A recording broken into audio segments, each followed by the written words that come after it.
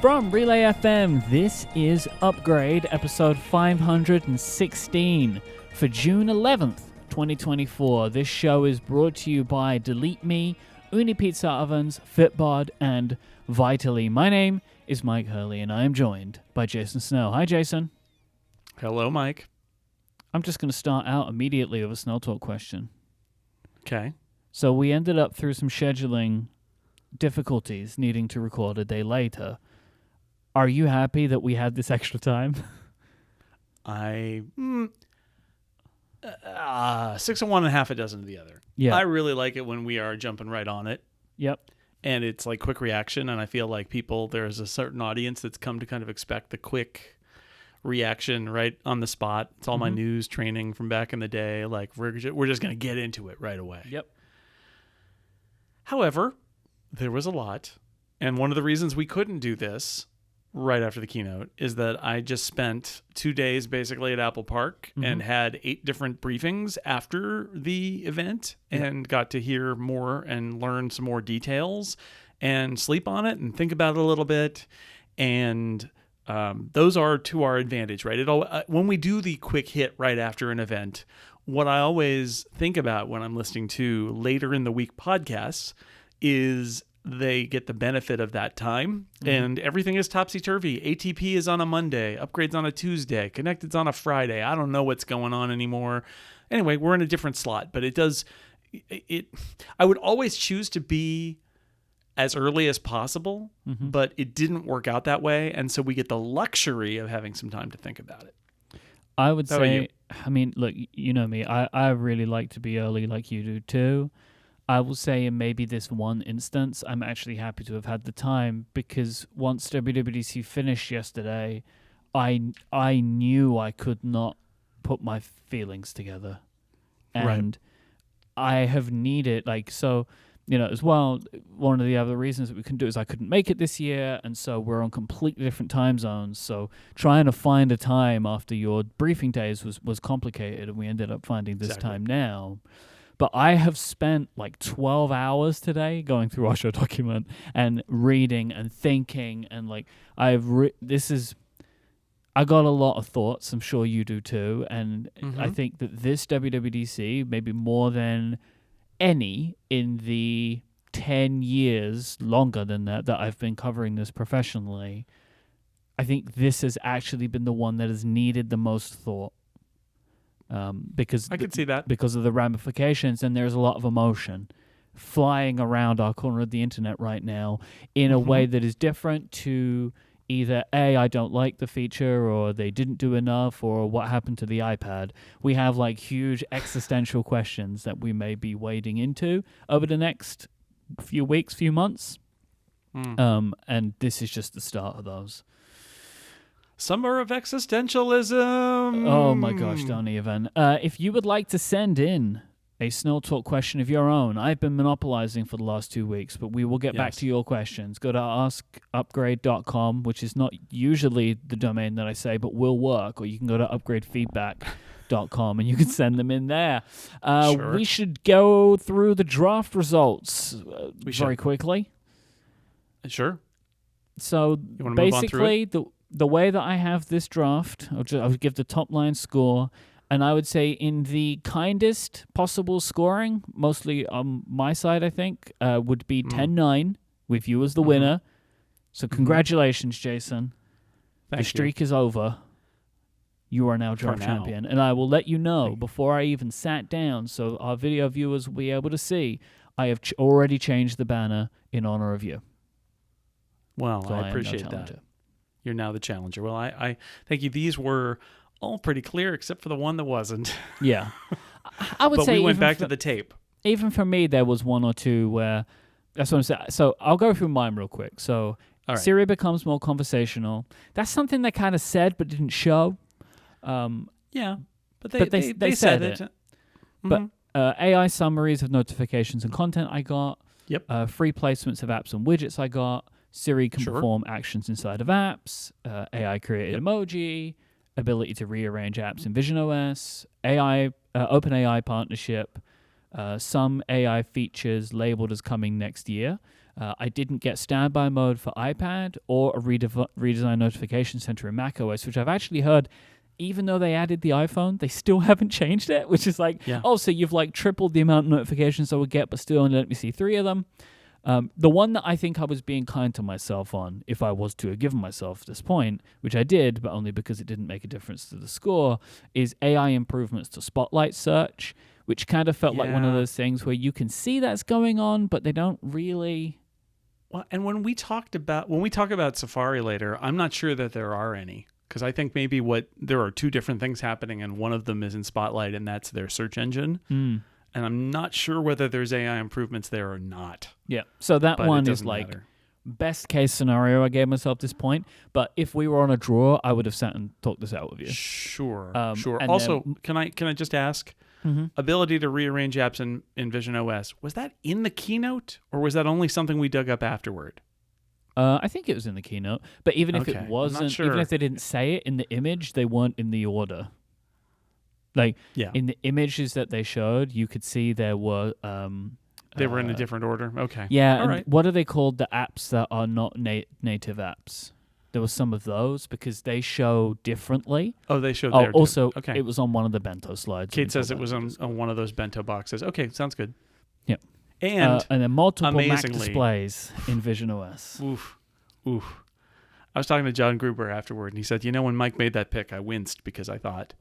And this is Gruber. He's like, the problem with multiple Mac displays in visionOS is you've got to do arrangement and you've got to move the mouse between them. And you could see it. They were like, I know people want more of the Mac, but we're not going to give them multiple monitors. We're just going to give them one gigantic super wide monitor instead. It's like, okay, all right. For me, I got what I wanted, though. You know what I mean? Like, more than the draft pick, I wanted this feature, and that will work for me. Yeah, absolutely did. So for me, my number 1 top super strategic macOS pick that I was sure was going to happen, system settings redesigned in macOS, it didn't happen. So I'll ask you, did it not happen because they redesigned settings on iOS? I think what I would say is they didn't do it in the keynote, right? Yeah. Like they didn't show it in the keynote, so it doesn't count. I don't know if they made changes to the settings app in macOS or not, but it's certainly not in the keynote.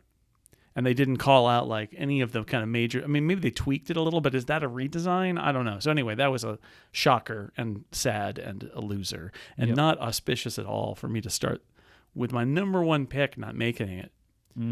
But I got all but the last one. It was really quite a sandwich here. Yep. Calculator app on iPadOS. New environments in visionOS. Bora Bora is the name of the new environment.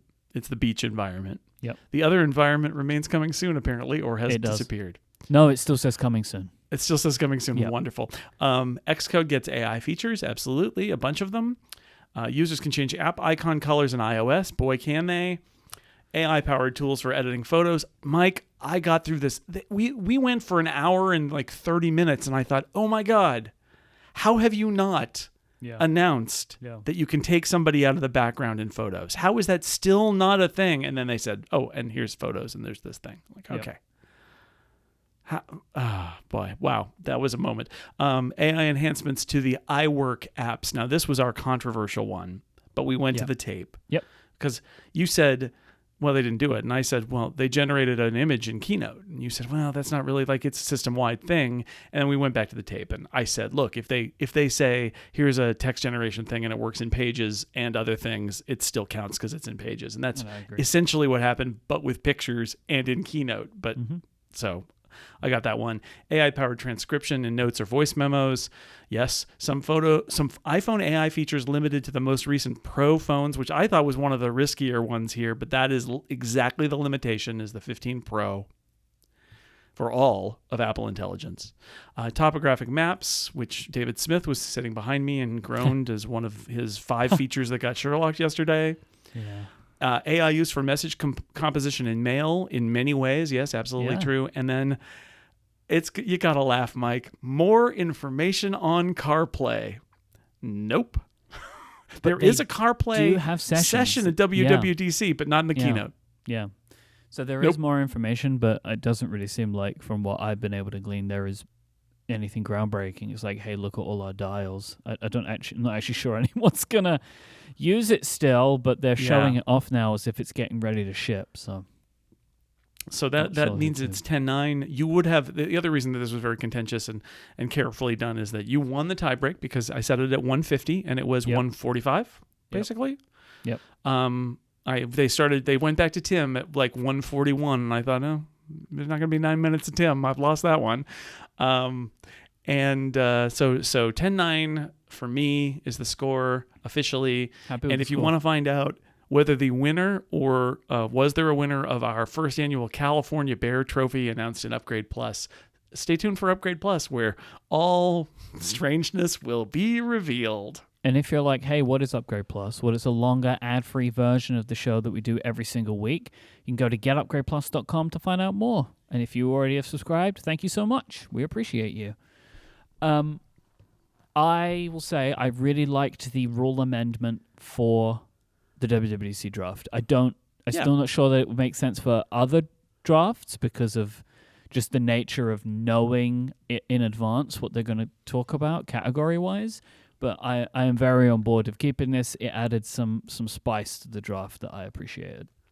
I agree. We will look, in future drafts, we will look a little more carefully at how we want to deploy various rules just to keep it good and entertaining and also maybe a little strategic. And we'll keep doing it. But I agree. I think it worked better than I expected, actually. So I was very happy with it.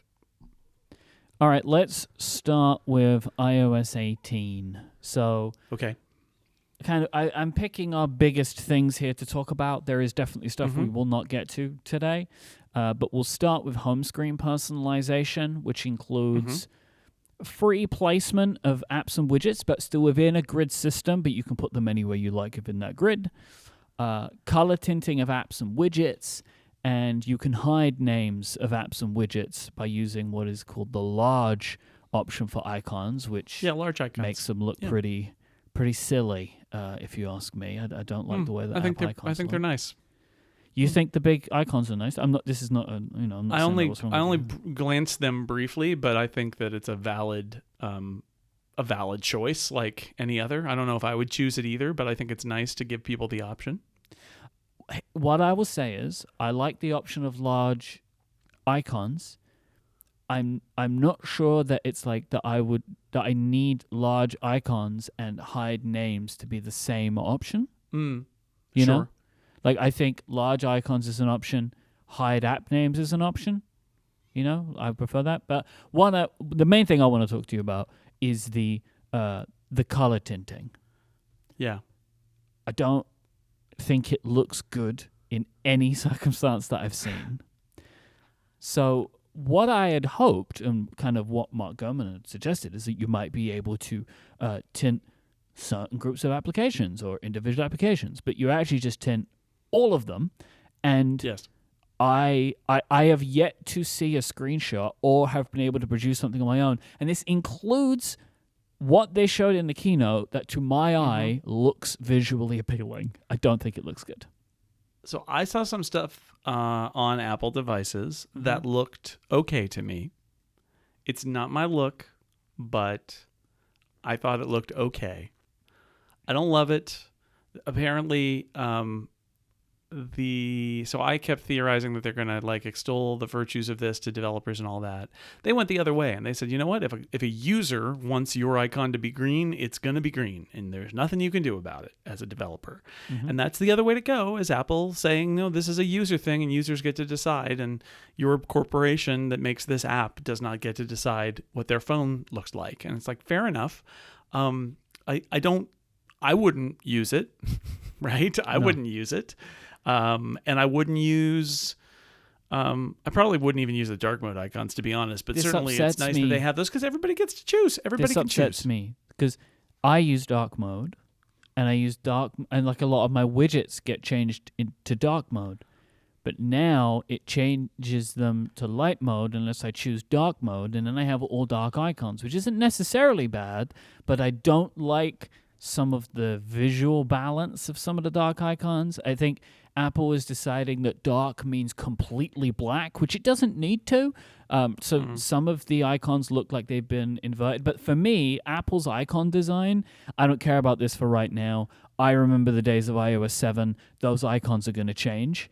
But something that what I would really love to see if they were to make any change is to just let me individually choose to tint certain apps and tint them certain different colors. Like I don't know why it's all apps or one color. That to me is it's quite a thing to do, I think, to go to that level. Yeah, I wonder how this will be received. I'm not sure it solves the problem that they were trying to solve. No. I'm okay with them trying it because I think they do need to do stuff like this, but I'm not sure that this is the way to do it. And there are things developers can do to make their apps look better in these modes, but it feels like even that is a little bit less than it probably should be. But the big takeaways and the good takeaways is the free placement of everything. People are going to love that. The fact that you can resize widgets like on the fly. So you can choose an app, you can make it into a widget, and then you can choose the size of that widget just all on the home screen, like without adding new widgets. Like all of that stuff is good. And, we'll talk about it later, but it's also on the iPad as well as on iOS, which is a big surprise because that's not how these things usually go. Right. Let's see, what else? There's one other thing about this this thing.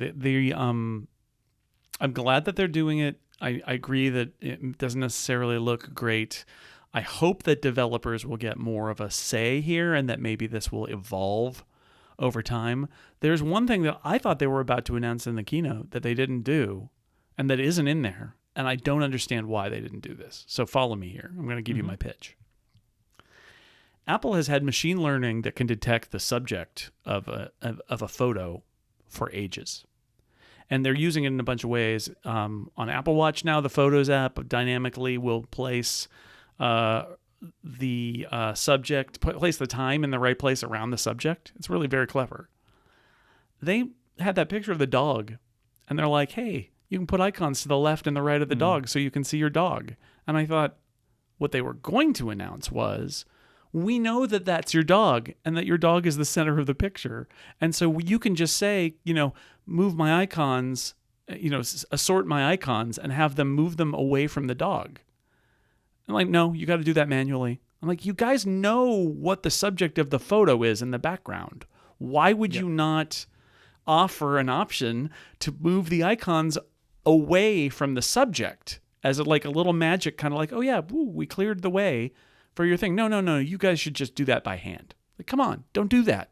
So I was surprised by that because it's like technology that they've got and it would be a lot easier to do. So I was baffled by that. I asked somebody at Apple about it and they're like, oh, that's a good idea. I'm like, yeah, it is. What are you doing? Oh, well. At least it's a starting point, right? Like we'll move these out of the way for you and then you can move them around, and maybe you could. I was going to say maybe you could have things overlap, but that wouldn't look good. I don't think that looks good. No, but wouldn't it be nice if you had like 5 icons on your home screen, and it was like, oh, this picture is of a thing. Clean just up, and it goes and it pushes them all around. That would be nice, but it's not there. Control Center got a lot of work. Brand new design with pages, which is great. There are kind of manual pages. You have like buttons and music and home, but you can also create your own pages past that as well. So you can have tons of stuff going down on below. And there's if it seems like it's a little disappointing where it's like, oh, now you got to page through things. They have it very cleverly done where if you keep your finger down as you swipe on Control Center, you can just sort of keep swiping down and go through all the pages, which is a nice shorter gesture. If you know you're going to page 3, you can swipe down from Control Center and then just sort of keep swiping down and you'll get to page 3, which is nice. You can put in tons of buttons. You can change the sizes of those buttons, and even third-party apps will be able to donate kind of buttons to Control Center. Yeah, third-party apps in Control Center. That's really good. And being able to say I want this one small, I want this one big, and you just drag them out and they do that. That's really smart. Good feature. And they will also, not only will they show you can have them on the lock screen, you will also be able to change the camera and flashlight buttons that are on the lock screen to something else. If you wanted to know that there was a dedicated camera button coming to the next iPhone, this is it for me. Like the fact that after all this time, they're like, yeah, you can change that. Like, but why? Don't worry about it. We just thought you might like to. And also you can put these on the action button as well. So all the buttons are getting all the stuff. And again, that's another thing which tells me that maybe that capture button will be somewhat configurable as well, possibly. Right. Should be nice. Yeah, I mean, the action button is, so yeah, maybe so. The two, we actually asked some Apple people, why just 2? Why not 4? Why not if 12? You want? Why, down there. And their response was basically, but there's 2.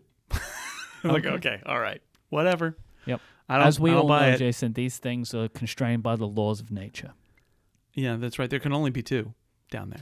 I'm excited. I mean, I've played around with it. So just as an update for it, I put the beta on my iPad Mini, just because why not? Okay. And I've also have visionOS 2 running, so that's kind of like my little update for you. I'll talk about that later on.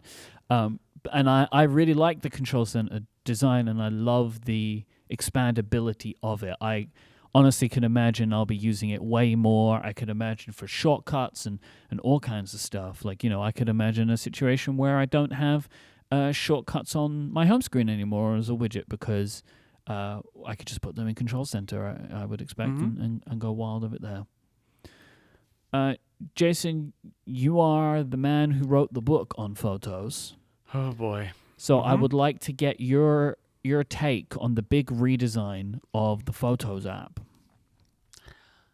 So, yeah, I had a bunch of people around me looking at me and being like, oh, good luck for this summer, Jason. Yeah, they redesigned the Photos app. A lot of it's the same. It's just in some different places. But I think Apple struggles with the fact that there are 2 different ways to use the Photos app. One of them is, I need to find a photo I took.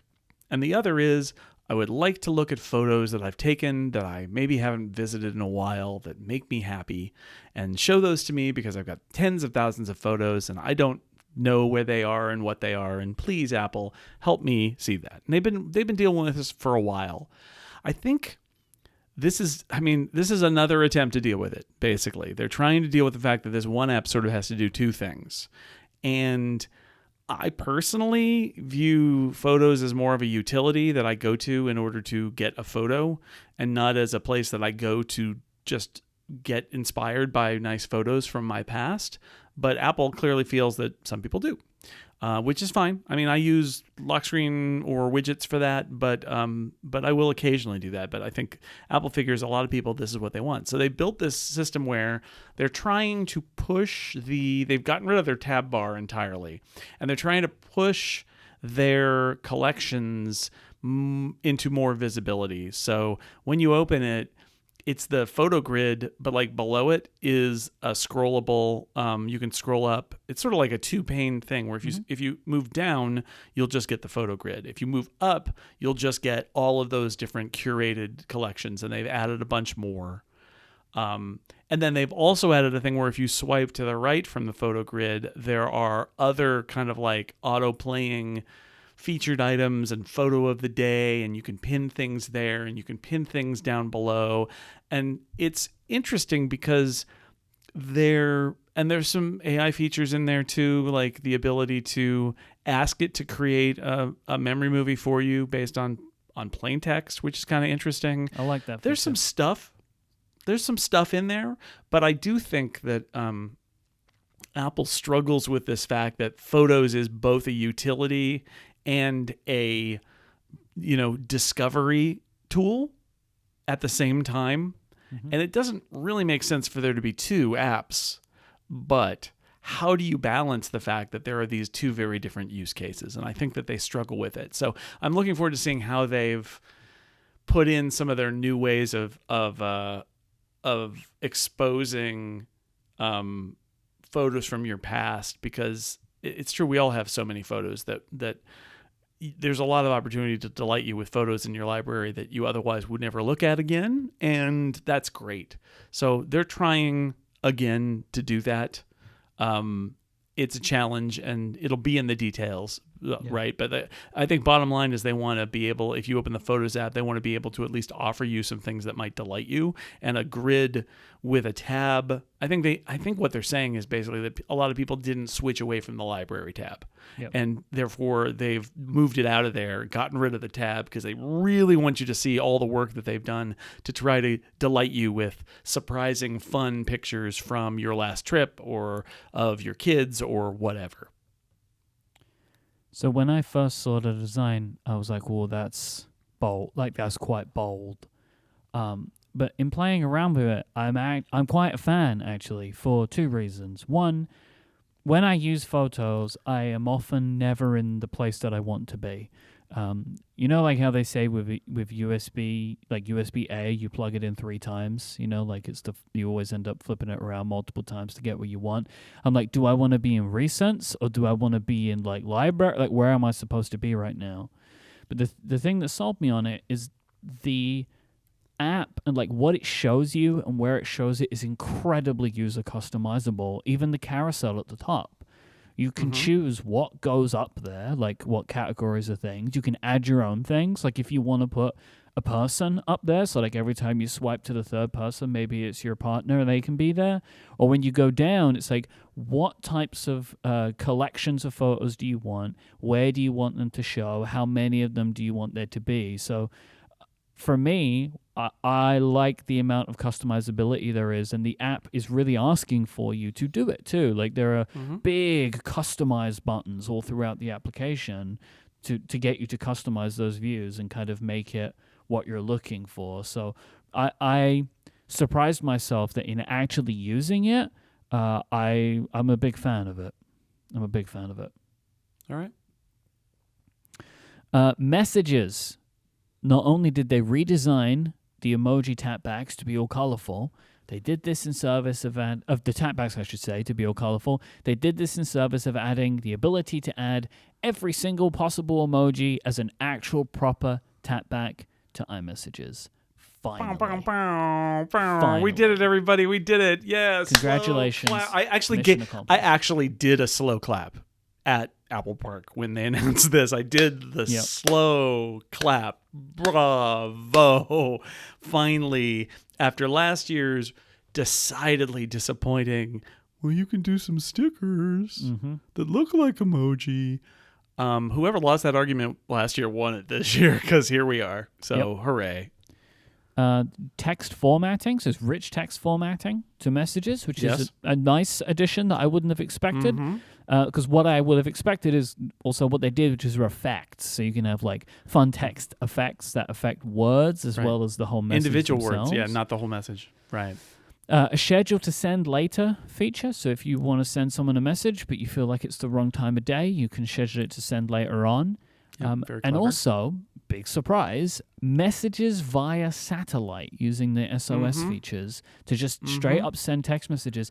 And I believe I saw posted somewhere that there is also the ability to do satellite video calls of emergency services is a thing that's been added to iOS. No. No? No. Okay. So there's two things going on here, and the word SOS is part of the problem. So let's separate them. Please. So satellite. That's when you have no carrier and you want to send a message. And previously it was sort of like an emergency message or a location. And now you can just send them a message. You can do texts back and forth. You can do emoji reactions, whatever. It's all in there.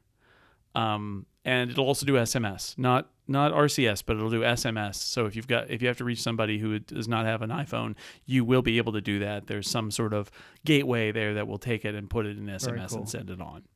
So that's great. So that's the satellite feature. And how they're going to pay for it, there are no limits as far as we can tell. Like, it's unclear to me what's going on. If it's just that Apple's deal with Global Star is so amazing that they can just continue to float this for iPhone users, or whether there's going to come a day where they say, no, now you have to pay.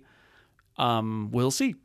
But the other feature is SOS, which is my understanding what that is that's when you're in cell range, but not your carrier. Okay. And that feature, there's now the ability for the emergency services when you do an emergency SOS call to do video, to request a video call with you on that cellular network. But that's different, right? So there's a law, at least in the United States, I assume other places too, where if you're in cell range but not your carrier, you still get to make an emergency call. Like, they're not going to say, oh, you've got Verizon, not AT&T, so you must die, right? They say, no. If you cannot see Verizon, but you can see AT&T, you can still make an emergency call. If you've ever taken a deactivated phone and started it up and it says emergency SOS, that's what it's saying, is it doesn't have a carrier on it, but it can still make an emergency call. Legally, it has to be able to do that. So I think they added video to that feature, but that's not the same as the satellite feature. I saw the words SOS and I put them all together, but that's not accurate. And apparently the dynamic island animation thing for where you point your phone to get the satellite has been improved too. Right. So that, but this sounds fun. I need to go somewhere out of range and send somebody a text, I guess. Should we move on to Mail? Yeah, let's do it. Mail got some features here and a bunch more later. The standard iOS 18 features is categorization, kind of like what Gmail does. It's also what the app that I use, Spark, does. So it will take your email and work out if it's basically a person, a transaction, an update, which I'm assuming are newsletters, and promotions. Interesting, what's updates and promotions? As I say that out loud, I guess we'll find out. And they also have a screen where, like, imagine they showed an airline, right? You've got messages from an airline and you can tap in to see all the messages that airline has shown you and in one kind of view. These are nice updates to Mail just on their own. I think these are good features. I'll be very keen to see how the categorization works without Apple Intelligence, because I think both. Yeah, there are right. There are versions of this that I reckon are in both ways. And this is just machine learning as opposed to Apple Intelligence AI stuff. They're adding this feature, but then I think it will get better with the AI features. Yeah, I'm unclear on exactly what's going on here, but this is Apple actually trying to... I actually think the grouping is more interesting. Like, show me all my, messages from a specific airline. I think that's really, really smart. That is a helpful thing. Good. Yeah. Spark that I use, it also does this. Like, it essentially creates a custom search. So you'd be like, show me all the emails from this sender, and it creates like a custom search and just shows you everything to and from, which is really good. But it's not as visually appealing as Apple's one is. Right. And there's a passwords app. There is. Tell me about the passwords app. Apparently it's entirely in SwiftUI, and that's why it's going to come out on iPhone, iPad, Mac, and Vision Pro. Yep, makes sense. It's on all of them. It is the thing, it's the stuff from settings pulled out into an app. There are some other features here and there, like on the Mac, there's a menu item that you can have that you can call up and look up a password and copy it or whatever, if you want to do it that way. It's got like some stuff that was previously in keychain access, like Wi-Fi passwords you can get in there too. There's a bunch of different things, passkeys. I think functionally not a lot has changed from Apple's existing thing. I know some people even at the event who were like, oh, can it do this thing now? And the response from Apple was, well, actually, it's been able to do that for several years now. I think there's the functionality's been in there, but the idea here is that it's now an app, so you can point people at it. I was trying to explain to my mom last week where the passwords were. And I said, oh, you got to go to settings, and you got to scroll. Then you got to choose password. Then you got to put in your password. Then you can see it. But if you leave, you've got to go back to settings. And like, it's just easier to say, go to the passwords app. It's just easier. Yep. It's better. I heard from people who were like, oh, you could already do it. I've seen this too. And it's like, gang, if I have to go into 3 levels of settings to try and see if this feature exists, you cannot hold it against me that I maybe don't know the feature exists. Right. Come on, gang. Come on, team. Let's get together here. It's better if it's explicitly out there. Plus, that lets them have more room to have resizable window on Mac and filters so that you can view all of your Wi-Fi or all of your passkeys or whatever.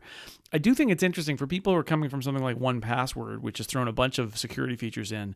It's not a one-to-one match because like Apple has a different place you put your credit card, and Apple has a different place that you put secure notes. You put them in notes. So it's not a one-to-one with 1Password, but if you are only using Apple's ecosystem or Windows, because it'll work on Windows, you can do this and you'll get all those benefits, and it just comes for free as an Apple user. Not on Android though. No, forget about that. But on the rest of them, and it looks pretty good. Like, I think that the whole idea here is the world is better if more people are using a password manager and doing smart things with passwords. And that I fundamentally believe that you could argue, oh, well, it already did this thing, but like, yeah, but it was hidden away and now it's not. And I think that that's good. This is a thing that Apple probably should have done a long time ago. I'm very glad that they finally done it. Yeah, I'm happy this feature exists for everyone in my life. For me, I have a lot of team accounts in 1Password, and obviously as 1Password has become more focused on teams as their thing, I don't imagine Apple recreating the features that I have of like the way that I can assign groups of people and add it to them, and there's just like a lot of like administrative features that 1Password has. I mean, the beautiful thing about Apple's system is that they do have definable groups that you can put logins in. Yeah, but there's also here's the thing. Now you're doing it to me like I know everyone in the Discord is doing to me. 1Password works with Teams on varying devices and has a lot of like security stuff around like, well, what if this employee goes this way or did it like, just trust me, what I need is 1Password. Okay. Even though it's great that the Passwords app has it. Maybe I'll look into it, and you know what? Maybe I was wrong the whole time. But what I understand is it seems like, I don't know, it seems like passwords is more for your friends and family than your coworkers, is what I'm saying, right? Okay. That's the read that I have. But you know, maybe we'll find out. Maybe I'll have to go on a journey of discovery just like everybody else, you know? That's okay. This episode of Upgrade is brought to you by Delete Me. Privacy is important to us. I mean, just a couple of days ago, I had a pretty convincing spam call where somebody had a bunch of my information. I want to make sure that as little of my information is out there in the world as possible, because I want what is private to me, what is personal to me, to stay exactly that. Do you ever wonder how much of your personal data is out there on the internet for anybody to see? It's a very uncomfortable thought, especially when you consider having too much information out there can lead to identity theft attempts, phishing, harassment, and unwanted spam calls. But now you can protect your privacy thanks to Delete Me. Having your personal information on the internet can feel a bit like leaving some doors open. Delete Me will make sure that you keep that door locked and your information safe inside, so you don't need to worry about waking up one day to find out you have been compromised. This is why I use Delete Me. It removes my personal information that I don't want online and makes sure that it stays off. Delete Me is a subscription service that removes your personal information from the largest people search databases on the internet, and in the process helps prevent potential ID theft, doxing, and phishing scams. Delete Me does the hard work for you. You'll even get a regular personalized privacy report showing you what information they found, where they found it, and what they removed. But it's not a one-time service. This is monitoring regularly on your behalf. In fact, last week I got my most recent Delete Me report, and it was great to see all of the data brokers that Delete Me was contacting, where they were in the process of having it removed, and also reinforcing to me what they already have removed. I loved it. I do love it. I look forward to every single one of them. It makes me feel better. Take control of your data and keep your private life private by signing up for Delete Me. Now, with a special offer for listeners of this show. You can get 20% off your Delete Me plan today when you go to joindeleteme.com/upgrade20 and use the promo code upgrade20 at checkout. The only way to get 20% off is to go to joindeleteme.com/upgrade20 and enter the code upgrade20 at checkout. That is joindeleteme.com/upgrade20 and the code upgrade20. Thanks to Delete Me for the support of this show and Relay FM.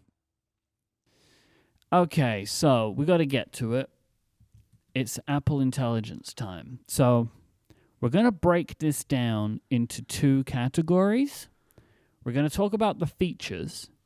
Then we're going to talk about the feelings. The feelings, yeah. So just let us talk about the features first, all right? Just give us some grace, talk about the features, and then we'll talk about everything that, well, a selection of things that could come from these features. So, first off, I respect the bravado of the name Apple Intelligence. Yep. Why not? You know, I think that's great. Like, go for it. Live your best AI. lives. The thing that I find funny about this is they have broken away from using the Apple logo just so they can hit the pun of AI, right? Like, because they always have Apple logo thing when it's called Apple something, right? But here it says Apple, spelled out Apple, because then you get the AI. And again, I'm just like, you know what? Great. Like, yes, do it. Why not? I think it's hilarious. They're like, in this one instance, they're like, no, we're not going to use the Apple logo because Apple logo doesn't start with A. Apple logo starts with Apple. So we need it to say A and then I. And I think that's very, very funny. Yeah, I guess I should give a warning here, which is there's been some confusion, and some of this is Apple's fault. Everything we talk about here, unless we very specifically specify otherwise, is using Apple's machine learning models. There is a partnership that was announced. The ability, I would even phrase it more broadly, the ability for other machine learning, other AI systems to be called by the system in specific instances with your approval is first turned off by default. And second, if you turn it on, you get these warnings. Those are where you will see, for example, ChatGPT, which is the first announced partner. Although, Craig Federighi said the name Google Gemini on stage in a post-event thing for press, and then said, but we've got nothing to announce, which is like, okay, I don't know even how to reach that. But so I've seen a lot of people are like, oh, OpenAI is powering all of Apple stuff. It's not. It's really, really not. So just to be crystal clear here, unless we say that's OpenAI, it's not. It's not. This is Apple building its own stuff, and they've got their own models, and they're running on their own hardware and their own processors. Mm-hmm. Yeah, actually, we will make it simple. The very last set of features we will talk about is the ChatGPT thing. So until we get to that, this is all Apple stuff. All Apple.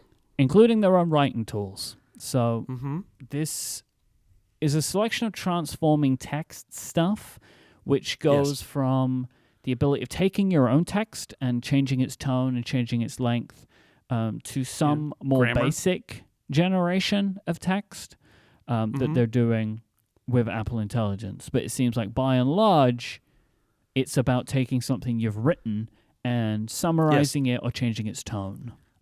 A lot of what's going on in this and in other stuff like mail messages, it's changing what you've done using your text as the foundation. So it might be as simple as a grammar check with suggestions, which is a thing that they offer. It's a writing checker. It's like Grammarly, basically. Or make this more professional. But again, it's using your text as the basis from it. So it's going to sound a lot like you because your text is the input. It's not sort of a random input. So yeah, there's a lot of transformation going on here. I think people will find some of this stuff valuable, probably more of it. Like for me, I'm like, oh, well, letting people get a quick grammar check that's built into the OS is probably a smart thing. And it's not the worst thing in the world. I mean, their example was very funny because it was like super unprofessional cover letter. And they're like, well, let's make this a little more professional, where it would have been like a wise, a mentor saying, maybe don't phrase it this way. And that's basically what the writing tool does. Notifications. I've received quite a lot of love. I'm excited about this. They try to surface priority messages based on their context and content. If you get a lot of notifications from a specific app, like a group chat, say an iMessage, it will try to summarize what's going on inside of those notifications. I think this is great. And then also a new focus mode called Reduce Interruptions that tries to highlight just the most important notifications. All of this is great. I love this. Notifications will always be a problem. I think maybe the only way we can ever try to deal with them is having AI deal with it for us. I think this is great. It's the idea of having essentially a personal assistant who's looking and saying, this one looks important, this one doesn't look as important. And then the one that made me laugh is the one where it was a group thread where it did like a summary of what was going on in the group thread. It's like 20 messages about somebody got a dog, and you're like, okay, I can read that later, right? Like that's why that one's popping off, and that's just fine. That's just fine. We mentioned Mail earlier, so Mail will also be using Apple Intelligence to highlight priority messages. I guess this is trying to within, say, like in your like the primary group, which is like of people you'd assume, or like the things that it thinks are important to you, it will then try to highlight the messages within that group and push them up to the top. So it's like a second filter on top of those filters, I would assume. It will, and I love this feature of it will instead of in an email just seeing like the first line or two of the email, it will show a summary there instead. That is good. That's I like a that. That's a really good feature. use. It's one of those things where I'm like, oh yeah, that like preview is pointless because it's always just like hi, like it's not actually really that helpful, and also kind of neither is a subject line. Like this is actually, I think, a better way of showing me what's inside of an email message, which I think is good. If you get a really long message, TLDR of that, fantastic. You kidding me? Brilliant. And then I really like the ways they're doing smart replies. So I've seen this in other applications where it tries to basically like draft emails for you, but it should try and scan an email and then ask you questions to help make that reply better, which is cool. Right. The idea there is, and they did show this in the video, but it's the idea that, essentially you're being asked to fill out a form, but you're doing it in an email.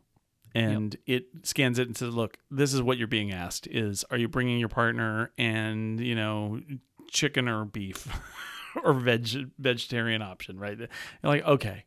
And you just pick them and it makes a thing that says, hey, thanks, here's my answers, done. And you send it off. And that seems not unreasonable.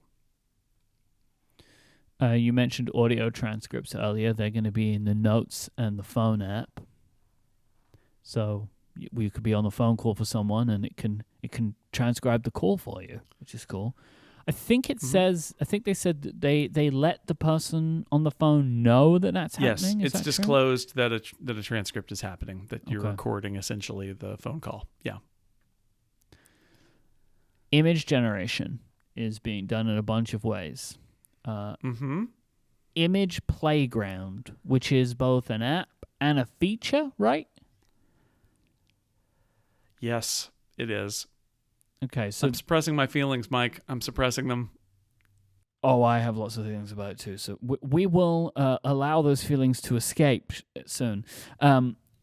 This is essentially, for what I can understand, and I assume you may have seen this, it will create images based on some prompts that you give and that you adjust the style. And it can also allow you to use people in your photo library as the prompt. Is that correct? I would say it's even more simplified than that, where you can give a prompt, but what it seems to do is break it up into some particular tags. Or you can select from a bunch of tags and it will generate images for you. So there are real guardrails on this. Like the Apple really limits you in style and it tries to atomize what you do if you do a text prompt into little bits, but it gives you a picker so you can just sort of pick things. I think because they believe that people who use generative AI image stuff, one of the problems is building a prompt. And so they tried to put a whole UI on it where they limit because it's their engine again, what their engine is capable of and what they want it to do and what it's good at. So they're trying to put this whole interface where you can like swipe around and say, here's a superhero cape is like literally a choice, and you choose a picture of somebody in your photo library, and you choose, something else, and then it shows them all and it generates it, and you can say, no, not like that, or give me an alternate one, and you swipe, and there's a whole bunch of stuff going on there. But while you can do a freeform, even the freeform seems like it kind of gets exploded into individual concepts, which you can then remove if you don't like them. So it's going to be, we're all going to need to see how this works in practice, but it seems like they're trying to, solve the problem of how do you generate images via AI without having it be the old command line approach, which isn't that great. And they're trying to do it in a different way that's tuned to their particular image generation model. Yeah, I guess they're using what you're giving to write the prompts behind the scene, basically, right? Like the prompt engineering is happening behind the UI. Yeah. Yeah, they're building, they're not making you program this feature, right? They programmed a UI on top of this feature that you use. Genmoji. Hi, I'm Jen. Oh, we need another name, right? This we need is my another emoji. name. This just doesn't need a name like this. It doesn't. Really. So you can describe what you want an emoji to look like. This will also allow you to create kind of like personalized memoji, again, of you or of people in your photo library. These can be used as stickers, but also in line in text messages as emoji. Right. I mean, do you know how they're doing this? Not really. Okay. Not really. Okay. It's really an image that's being sent, but they've worked it out in iMessage so that it shows as an emoji. Right. It's styled like an emoji, and it's the right Slack size does. of being an emoji. This is like Slack custom emoji and Discord custom emoji, right? They're like exactly, these tiny but images. it's not. And they look It's like an emojis. image that looks like an emoji. That's exactly what it is. So that's what's going on here. And I don't love the name, but I really like this feature because it's, to me, it's like, oh, you build an image generator based on what emoji look like. And then it will use your prompts, also the context of the conversation you're having, to suggest emojis that you can send. And I like it. This whole category is Apple. I feel like this is the impulse that caused us to have Memoji and digital touch, maybe. It's this, hey, things are fun, right, everybody? This is fun. We're having fun on our phones, kids. It's great. And sometimes those impulses are mistaken.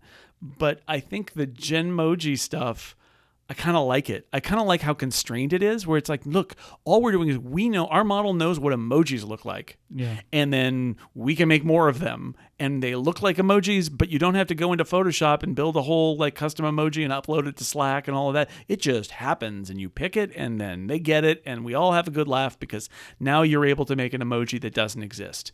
And I think, in contrast to Image Playground, I really like this feature because it is very specific and constrained and solves a problem, and they can be used in those emoji tapbacks. And I like it. I think this is exactly the right amount of fun that Apple should be doing. Well, I agree with you there, basically entirely. If it always looked like emoji, like there was some of the emoji that they were showing in the keynote just didn't look like Apple's emoji style. Like there was I think a dinosaur on a skateboard or something. Yeah, it looked close to it, but you're right. I think that's the danger of it, is you end up with something that does not look like an emoji. And it just looked like a little AI generated image that was tiny. But then they would show one where it was like, oh, here is our emoji face with cucumbers over its eyes. And it's like, yeah, no, that looks right. So that's my question. I think, and the funny thing is, these models are they can swap out models. So they may show us stuff now, and over the course of the beta process and ongoing development, they're like, they may tweak it and say, no, it really needs to be much more on what emojis look like, or not. But I would like it if it looked like these are emojis from an alternate world where the Unicode Consortium got very strangely specific about something that it didn't in real life. That's what I would like them to look like. Yeah, I agree with you. And then image wand using the Apple Pencil. So you could draw something with your Apple Pencil, and then you circle it with the image wand, and it takes what you've drawn as the basis for creating an AI image. This is similar to, I think, what Microsoft just showed off with Paint. Is you would draw something, and then Paint would make you make a sketch, and it scans it essentially, and its model turns it into an image of what it thinks based on not just the image but the context around it, right? The text around it and all of that, and then it does a generation. Yep. And this is again, I think that I get what their impulse is here. I think it feels a little less successful, but I get what they're trying to do. So imagine the largest pin possible. We're putting that pin in this, and we'll come back to it. Yep. Huge pin is in it. Later on, we'll both work together to take feelings that to pin be determined because the pin is so big. Yep. So we already mentioned these, but Photos has a cleanup tool, which is essentially a magic eraser, and the ability to make memory movies based on a prompt, which I really like, right? Like, make a movie for me on the trip that me and Adina took last October, right? Yes, like, that's great. Rather than me going through and choosing it, at least give me a starting point. Like, I think that this is a nice way to take out some of the tedium of putting something like that together. Exactly. No, that's good. It's a good use. It does make me think, I'm surprised that there are no features like this in music, where it would be a really good way to make playlists. Great point. Yeah, why is there no music playlist generation? But it's not. So that's a bummer, but it's here. And yeah, that cleanup tool, again, I want to applaud that they did it. I also want to boo because they should have had that 5 years ago. Yeah. I mean, this technology is not new. They should have had that 5 years ago. I think the reason they didn't is probably because somebody inside the Photos team or in charge of the Photos team was like, no, we're going to preserve the sanctity blah, blah, blah. But like, it's what your users want. It's a good thing to do. You don't have to do it in an evil way. You just, let me clean up, and it's like, it'll detect, but you can also just circle or mark over what you want to remove, and it will do the job exactly as you expect, which is great. And I have to come back to, there's not even been a touch-up tool on iOS before in Photos. So this is, we'll see how it works in practice, but finally, I guess, is all I can say about it. Finally. All right, Siri, our friend. I have just a HomePod fire off behind me, which I was expecting. Of course. It looks new. So the UI has now changed from the glowing orb to highlighting the edge of your phone with a kind of multicolor glow, which I really like the look of that. You can also type to Siri now by double tapping the bottom of your screen, and so anything you can ask, you can now type. This now like type to Siri has been a thing they've had on and off over the years. Sometimes as accessibility, sometimes it's more of a feature. This feels like a time where maybe you would want it more than you ever needed it before, right? In that way, because we're now more used to typing to these types of assistants and chatbots. Siri can give you advice on device features, which I think is cute. Suck the manuals into Siri and spit them back out at users. Like, why not? That's a good idea. I think that's a really great, let's use this system to help people directly when they say, how do I do this? And be able to give them actual actionable answers of that. That's great. Like, if that works, that's great. I'm just shouting at my HomePods behind me. This is something that would be a treat for anybody that watches the video version of the show. They'll just see me turning around and shouting at my HomePod.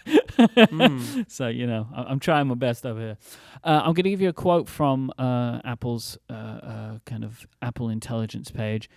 Richer language understanding and an enhanced voice make communicating with Siri even more natural. Have you experienced anybody communicating with Siri? Because I didn't get this vibe from the keynote, really. No. That's not something they want to show. I had several demos. I have never seen somebody interact with Siri with Siri speaking. Because I was really struck by that in the keynote, that like the presenter kept asking and Siri just kept showing, and it's like, well, that's Showing not my things on the screen. experience. No. Yeah, it was No. Yeah. No, they're clearly unwilling to show that right now, so it probably doesn't work. And then there are these three things that go together, I think. On-screen awareness, so you can ask your assistant to do things that you can see and it will do it, like send this to Jason, add this address to Jason's contact. Right. There is personal context awareness, so your assistant, I'm trying to stop saying it now, will know things that are on your device. So you could be like, oh, I saw that Jason sent me an episode of ATP recently. Can you find what one that was? And it should be able to go find it. And also to be able to take actions across apps. So you could say, like, can you take this, turn it into a PDF, and send it to Jason in Slack, in theory. And this uses a combination of Intents and SiriKit. I'm expecting, or maybe hoping, you've seen some of this stuff in action.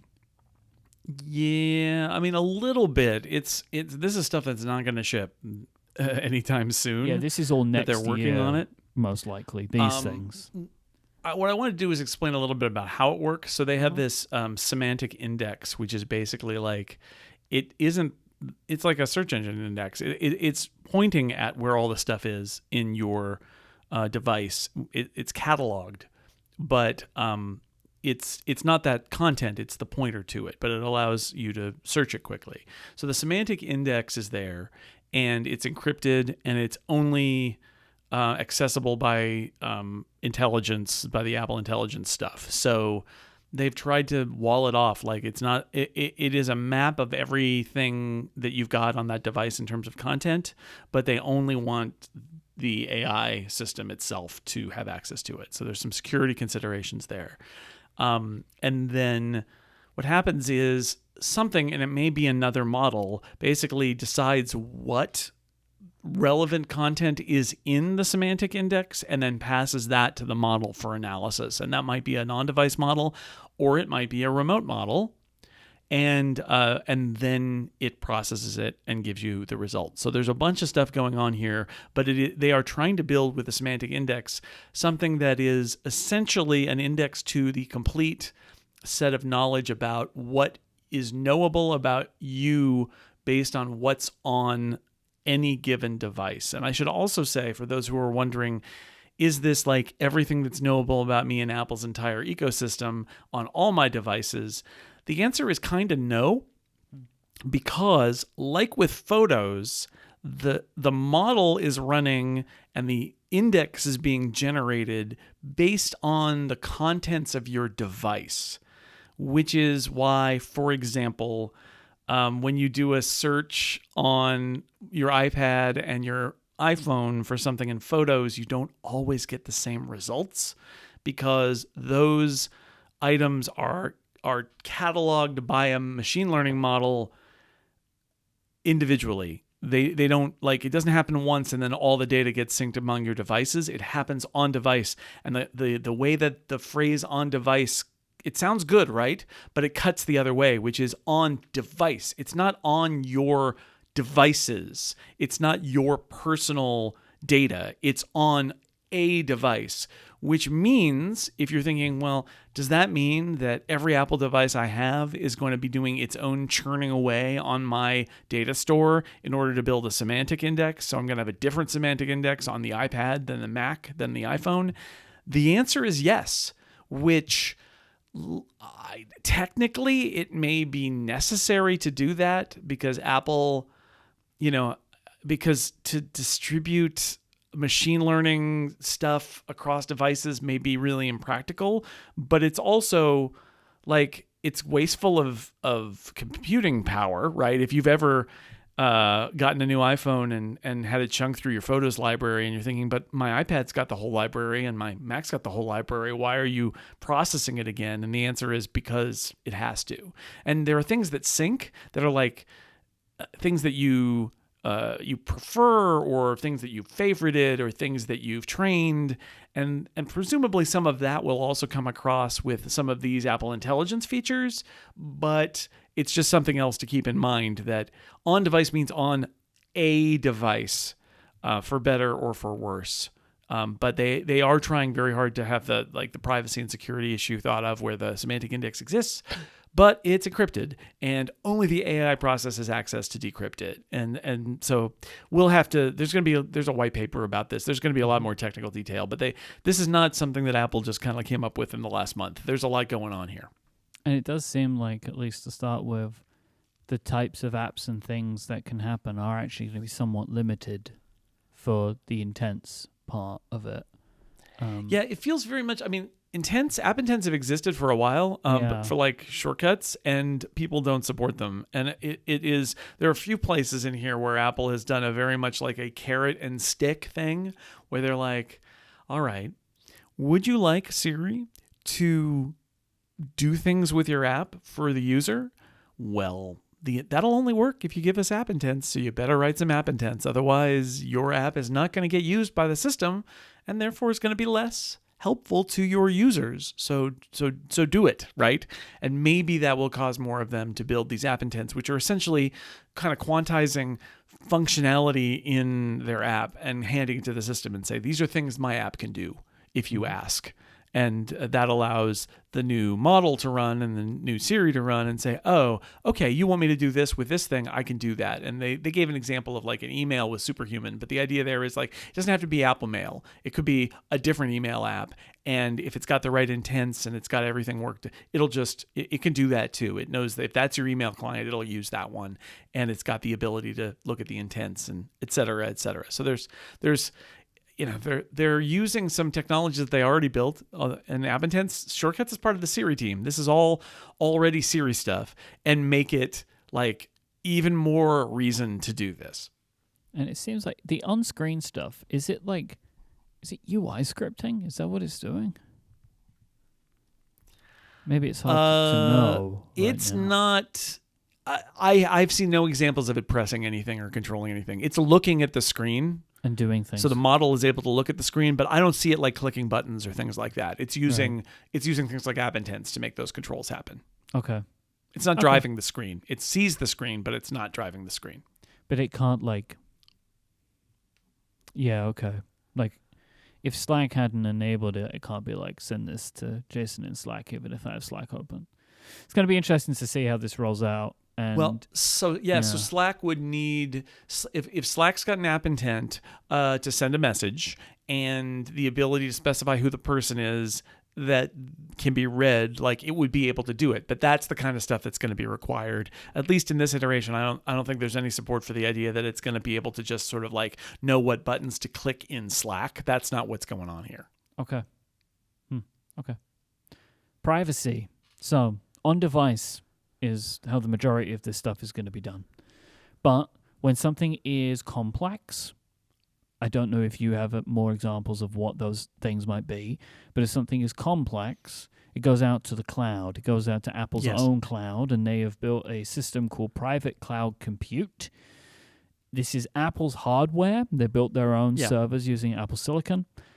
When you're going out to the cloud, only the relevant data is sent and is not stored. And Apple and they're going to be using a system called Verifiable Privacy Promise, where they can have outside investigators, essentially. So the way this works, there are certain tasks, and it will determine it, right? You will say, I wanted to do this thing, and it will determine whether it's in the cloud or not. I asked, by the way, there is not currently anything that is hardware gating on whether it goes in the cloud or not. Okay. So it's not like if it's an M1, some stuff that the M2 and the M3 and the M4 can handle, but the M1 will send it to the cloud. That's not how it's built today.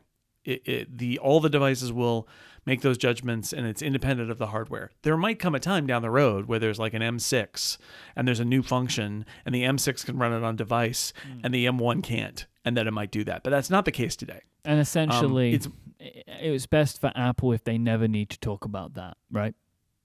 Exactly. And the rest of the system is built that way. You are not told whether it's going to the cloud or not. Right. That's just not part of the conversation. Some I of it guess is and unless some you of it don't isn't. have an internet connection, right? Yes, and Then- I'm unclear what happens if you don't have an internet connection, if it's functional, or if like a lot of the intelligence stuff just drops, even if it is local, right? I mean, we don't know how that's going to go. In terms of private cloud compute, these are servers that are running in Apple's data centers, not in other people's data centers. They are servers built by Apple. They are running on Apple Silicon chips. They would not specify what the chips are. My guess is going to be that they're M1 or M2 generation, probably M2 generation, because that 3-nanometer process is real expensive. And so that's my guess, but I don't know. Do you think they built a custom chip? Mark Gurman, so they wouldn't say. Mark Gurman says that they are working on a custom chip. I think he said that at some point. Right.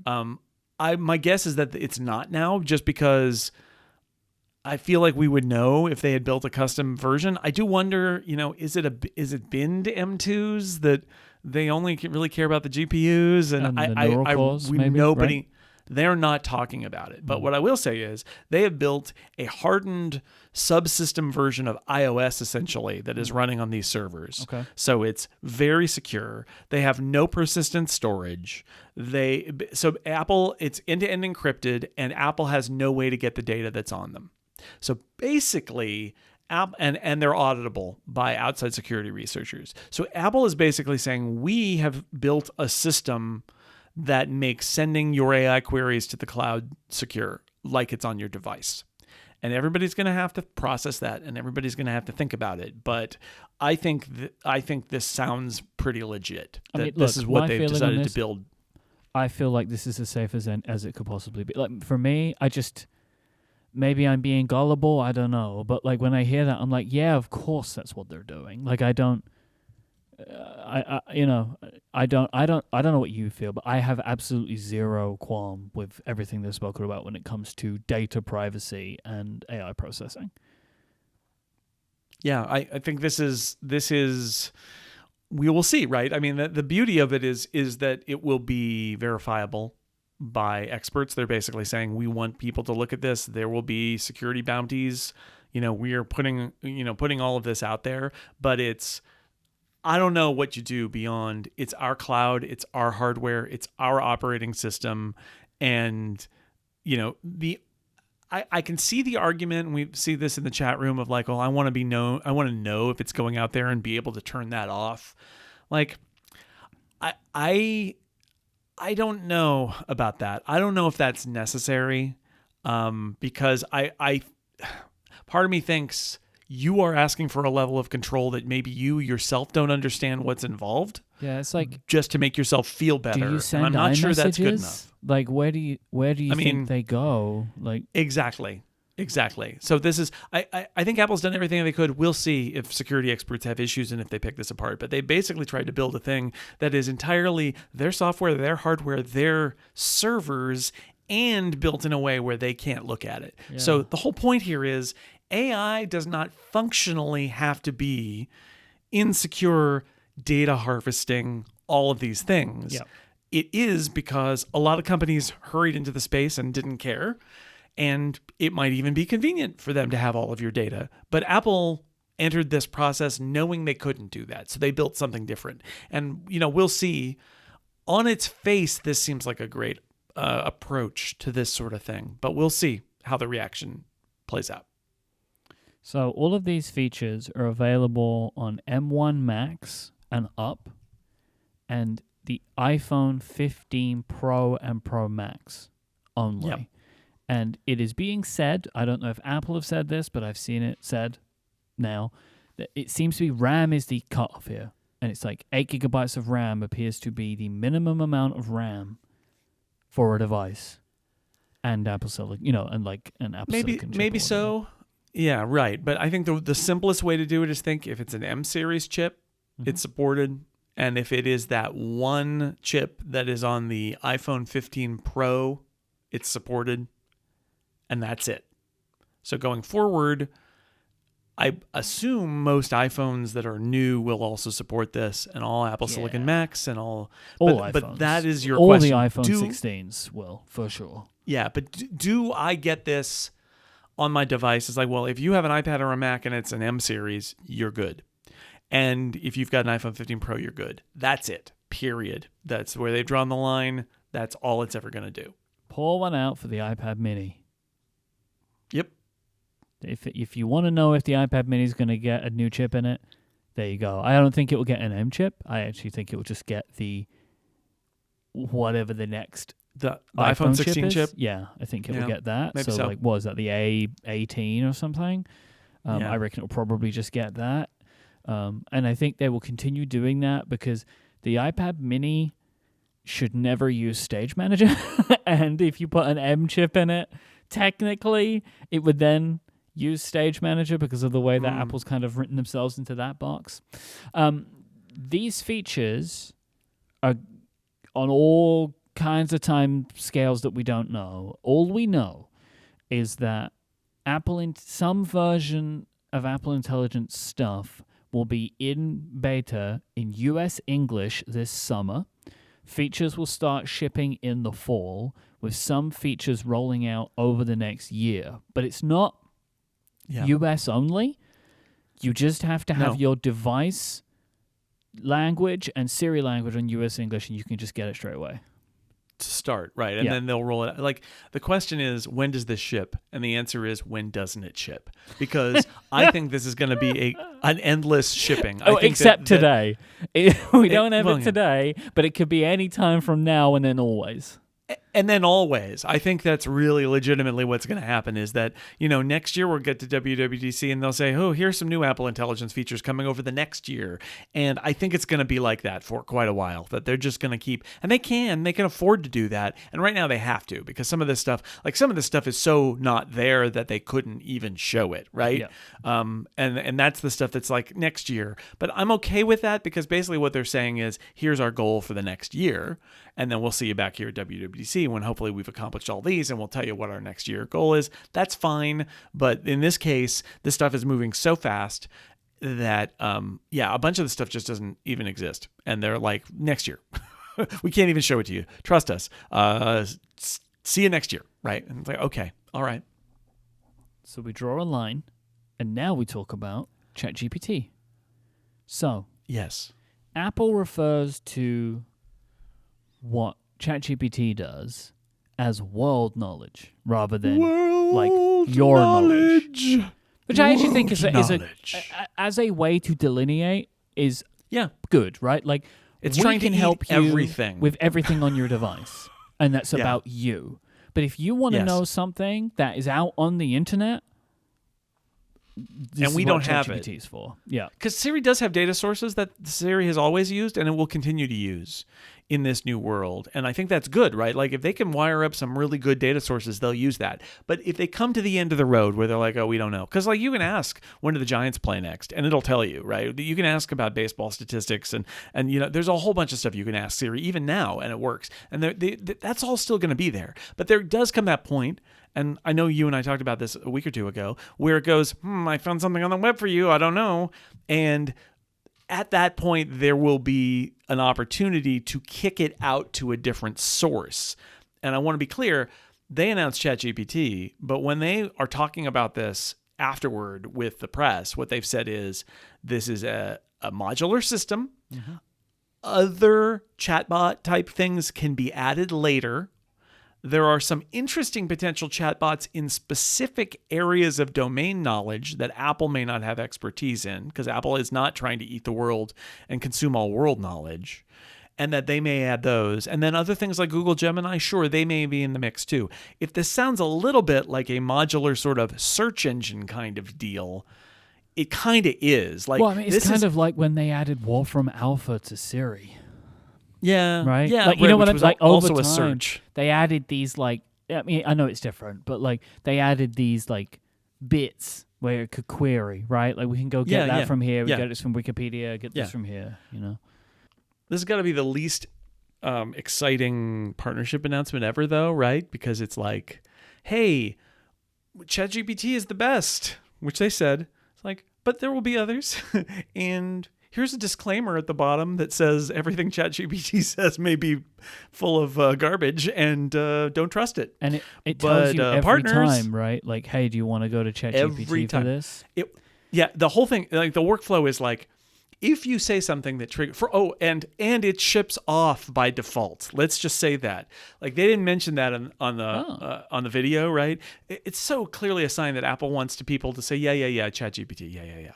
And it sounds like they got a pretty good deal with ChatGPT and with OpenAI. Like basic requests are free. You can log in as a ChatGPT subscriber and get some extra features and be in the history and all that. But by default, even if you turn it on, you don't pay anything.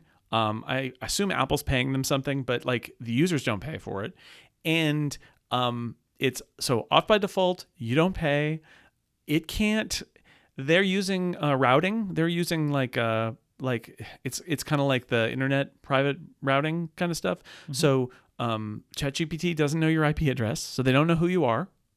Legally, they can't retain any of the data that is sent, and Apple pointed that out definitively to me. Legally, they cannot. So this is like Apple has locked them up to like you can't use the data, you can't track the people, you can't see the IP address. So they put all these limitations on OpenAI, but OpenAI is still like, yeah, but we want to make a deal with Apple because their big competitor is Google and that's Android, and so they can't do that. So here's an option.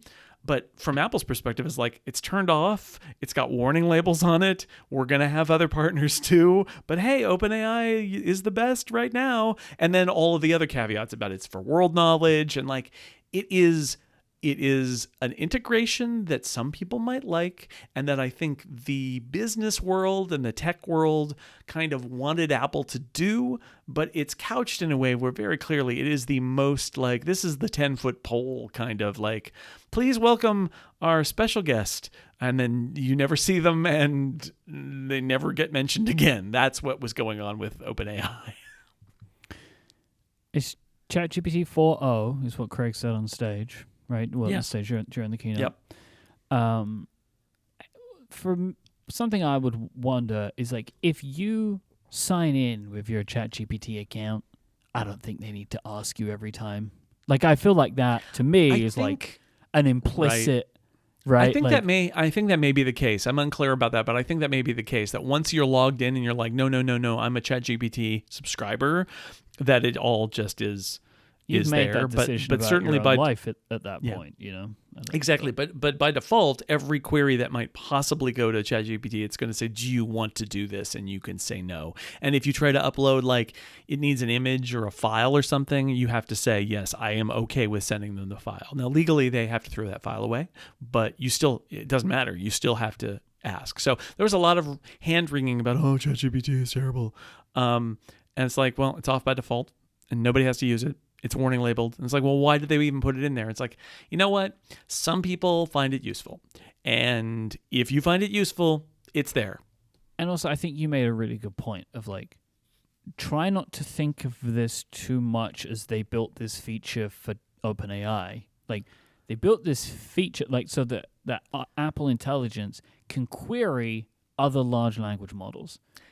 Exactly. And I more think of those an example, even specialized ones could come in the future that it will actually make a lot of sense. So here's an example that was sort of suggested to me by somebody at Apple, which is, what if there's an LLM that has been trained on medical information, right? What if there is some medical bot that has been trained by some esteemed medical institution, and they're like, oh, yeah, this is actually pretty good. It's way better than general knowledge in terms of finding out information about, I don't know what, illness, medications, whatever. Let's just say, right? It could be anything. Mm-hmm. It could be another technical topic. You could put that, Apple could theoretically add that to the list, and then your on-device analyst would say, oh, that seems like a question for medical bot. Would you like me to ask medical bot? And then it goes to the medical bot, right? I think that's their vision here Apple is really focused, at least for now, on not consuming the world and building an overarching world knowledge model, on focusing on people on their devices and what they know on the devices, and the fact that they make phones and tablets and computers, and it's a part that they can do really well. but having the ability to go outside that to other places. And part of that is because they don't have any of those other things. And that's probably true. And maybe they do want to do that eventually, or maybe they don't. I don't know. I think the jury's still out on general applicability and trust of those things. But I think that's Apple's vision, is like, beyond this point, we're going to have the ability to, in the long run, point you in the direction of some other data source that might be able to help you with that if you want them to. And if you don't, then it doesn't happen. This episode is brought to you by Ooni Pizza Ovens. Ooni is the world's #1 pizza oven company. They let you make restaurant-quality pizza in your own home. Ooni Pizza Ovens can reach up to 950 degrees Fahrenheit and cook pizza in as little as 60 seconds.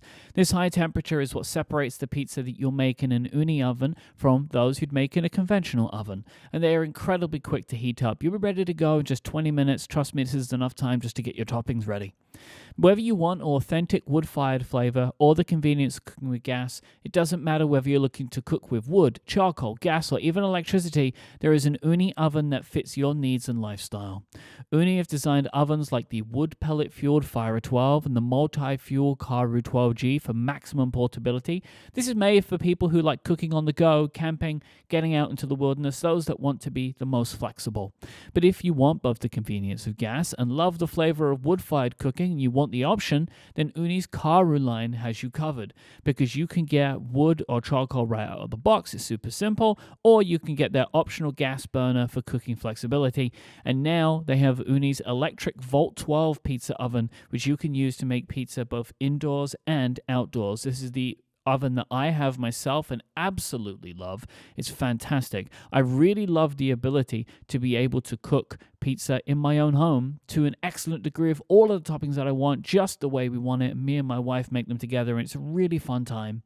Ooni have also recently released the Ooni Coda 2 Max, which is honestly a massive pizza oven. They have a 24-inch cooking area, so you can cook 2 pizzas side by side, or 3 10-inch pizzas. If you really are in it to win it, go and check that one out. Ooni ovens are for more than just pizza. You can cook burgers, fajitas, buffalo wings, and so much more. Look, if you can put it in an oven, you can cook it in an Ooni Pizza oven. They start at just $299 for free shipping to the US, UK, and EU. They make all the accessories that you could want, and they even have groceries too. Listeners of this show can get 10% off their purchase of an Ooni Pizza oven. Just go to Ooni.com and use the code UPGRADE2024 at checkout. Ooni Pizza ovens are the best way to bring restaurant-quality pizza to your home. So go to Ooni.com, that is OONI.com, and use the code UPGRADE2024 and you'll get yourself 10% off.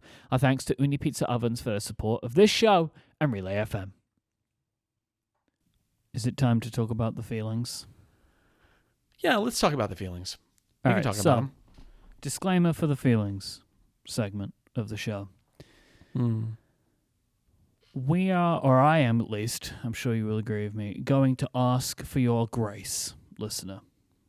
Mm-hmm. This is a very emotional topic for a lot of really good reasons, and I think everybody has their own set of emotions about this one, which makes it particularly complicated to talk about. Like just AI in general, but especially as it's applying here. So we're going to attempt to talk through some of it today, and we will be talking about it for a long period of time. And so it's going to take time to think about it all, get through it all. So all I ask is try not to assume that because we're talking about something, how it works, or our own feelings about one part or another part, and maybe not yours particular part, that we're not like endorsing anything particularly, right? Like we're just going to talk about how we feel right now, and then we'll listen to what more people have to say, and, and we'll move on from there. Do you understand what I'm saying? Because some people feel like AI is the worst, and some people feel like AI is the best, and like they're very strong feelings. Any AI means it's the worst, and like every part in between. Yep. Can I ask for your grace in allowing me to pull the pin out first? Go right ahead. All right. So, I think Apple has built a lot of really interesting features that I really want to use. But they blew it because they created the image generation tools. I am surprised that they did it, and I don't even think they did it well enough to have bothered kicking the anthill or the hornet's nest. Like, when I was watching them show off the beginning of Image Playground, I felt secondhand embarrassment. Like, you know when you're watching a TV show with a friend or like a loved one, and like you've tried to convince them to watch this show, but then something weird happens in the show, and you can kind of feel that they're a bit like, why did you make me watch this show? Yeah. Like, I felt that way for when they were creating, especially when they were creating the images of other people. I think that the images that they have made in the cartoonish style that they have chosen, it doesn't look any better than anything else that's out there. It has that kind of weird, gross AI style of cartoon, which doesn't look like the way a human would do it. It's like everything looks really dark. Like it's like a strange kind of thing that now I think that just that style just carries emotional baggage for a lot of people. I think it is incredibly weird to the point that I don't even understand why. Why would you create a system where you could make pictures of other people? Why did that ever leave the whiteboard? Like, let me make pictures of me. Why do I get to make a picture of Jason just because I have photos of Jason? That I can make Jason look like a supervillain, or I could make Jason look sad in the rain. Like, why is that a thing? Like, because you know what? Also, you can just download a bunch of pictures of anyone, and then you can create images of them. Like, just because someone being in your photo library does not give you implicit, granting to create images of them. No one else is doing this. Like, none of Apple's competitors are doing this. Why are they the ones to do this? Like, let me make pictures of me. Make my own memoji look better than ever, or like whatever. But the thing that I can't believe is that it doesn't even look good. Like, you did all this stuff and they don't look good. Like, why go to the effort and aggravation for something that now I think is casting a shadow over everything else they're doing? And I just don't know if it was something they needed to do. But then I'm thinking about it and I'm like, well, maybe I'm wrong. Like, maybe it's me that's wrong, because so many people, including so many of my friends, have uploaded their photos to these AI tools to create, like, haha, here's fun me as an 80s character, which I never did any of that because I don't want it. But so maybe I'm the one who's wrong. But like, I just think that this image creation is bad enough. Like, people don't like that. But creating other human beings is like taking their facial features and being able to ask the AI to make an image of them. I feel like it's drawing attention away from everything else. I think it's going to color a lot of the announcement, especially in our circles. I think it's already done that. Like, I've seen so many people say, like, this, like what I said, this looks cool, but I'm not so sure about the image stuff. And like, the emoji are fine when they look good, as I mentioned earlier, but everything else, I just don't know, man. I don't get it. This was the moment in the keynote where I reacted the most negatively. There was another moment in the Q&A that happened later that I also reacted negatively to, but this is in the moment of the keynote. This is it. And I think that those two things are the two fundamental issues with what Apple announced. So yes, I agree completely. I think this was a mistake. I think this comes from that place that I mentioned earlier. It's the yippee, we're having fun, where you could send pictures to your friends, and here's a picture of my mom as a superhero, and isn't it great? We're having so much fun with our phones. It's so great. And again, maybe we are wrong, and it is not the children who are wrong. Maybe we're right. Maybe we're wrong. I don't like it. Like, I don't think it was necessary. I do think it's fun if it's you. I think it's less fun when it's someone else. I think that's the distinction. It is interesting that they put it so on rails, and then they said you could take anybody else, because that was my immediate thought, was like, I don't want to see a weird AI cartoon version of me sent back to me. I am not interested in that at all. And I don't love any of this. I mean, the other thing is, so to a slight segue, which is, what are these models trained on? So there was an event a couple hours after the keynote where there was an interview on stage with John Giannandrea and Craig Federighi. It's an Apple, it was on stage at the Steve Jobs Theater, and it was Justine, and I don't think she was, given questions, but it's Apple's venue. They were sort of trying to do John Gruber's talk show, but like with a captive audience of just press, which I'm not a fan. I think it was a big mistake on their part, but inside baseball. The thing there was at least information in that would have been great to give to everyone. Yes, they dropped information. Unfortunately, one of the pieces of information was the question of what were the Apple models trained on, and Craig Federighi said, well, we trained it on the open web, and then also licensed images and licensed content. And in fact, for some of these photo things, Apple commissioned artwork in these styles that they wanted to do and used those as part of the model training, which I thought was like, oh, well, that's an interesting story, right? Of like, oh, we're doing it the right way. But the way he said it, and he tried to caveat it, he really did. But basically what he said is, we're doing things the wrong way and also the right way. I know. And that's not good enough, right? That doesn't mean it's right. They've licensed all this content from publishers and things, and they've made some visual content, but they also just scrape the internet. Yeah. And it turns out the details are even worse, which is there's an Apple search engine. It's the thing that does things like spotlight searches. And but of course Apple's secretive. So until today, they didn't announce, or yesterday, they didn't announce that there's a new thing you can put on your website that will block Apple from scraping your website for use in generative AI. But until this week, that was not a known thing. And so Apple has been doing what all these other companies have been doing, which is basically saying, if it's on the internet and it's free and open, we can use it to build our model. Boom. Now, are they doing that for images? Maybe not. Maybe the images are all licensed. But on that case, and maybe the story will be, well, now that it's out, if anybody puts that in, we will do a retraining at a later date and all that stuff will come out. I mean, maybe that's the case, but it's still opt out where, who's going to even know the model's built, like the model's built, and now they're training on new stuff. Yeah, so if you truly believed that you needed to get the licenses from the news, from the news providers and all the other content providers, then why did you also train your model? I think the answer is expediency. They just did it just like everybody else did.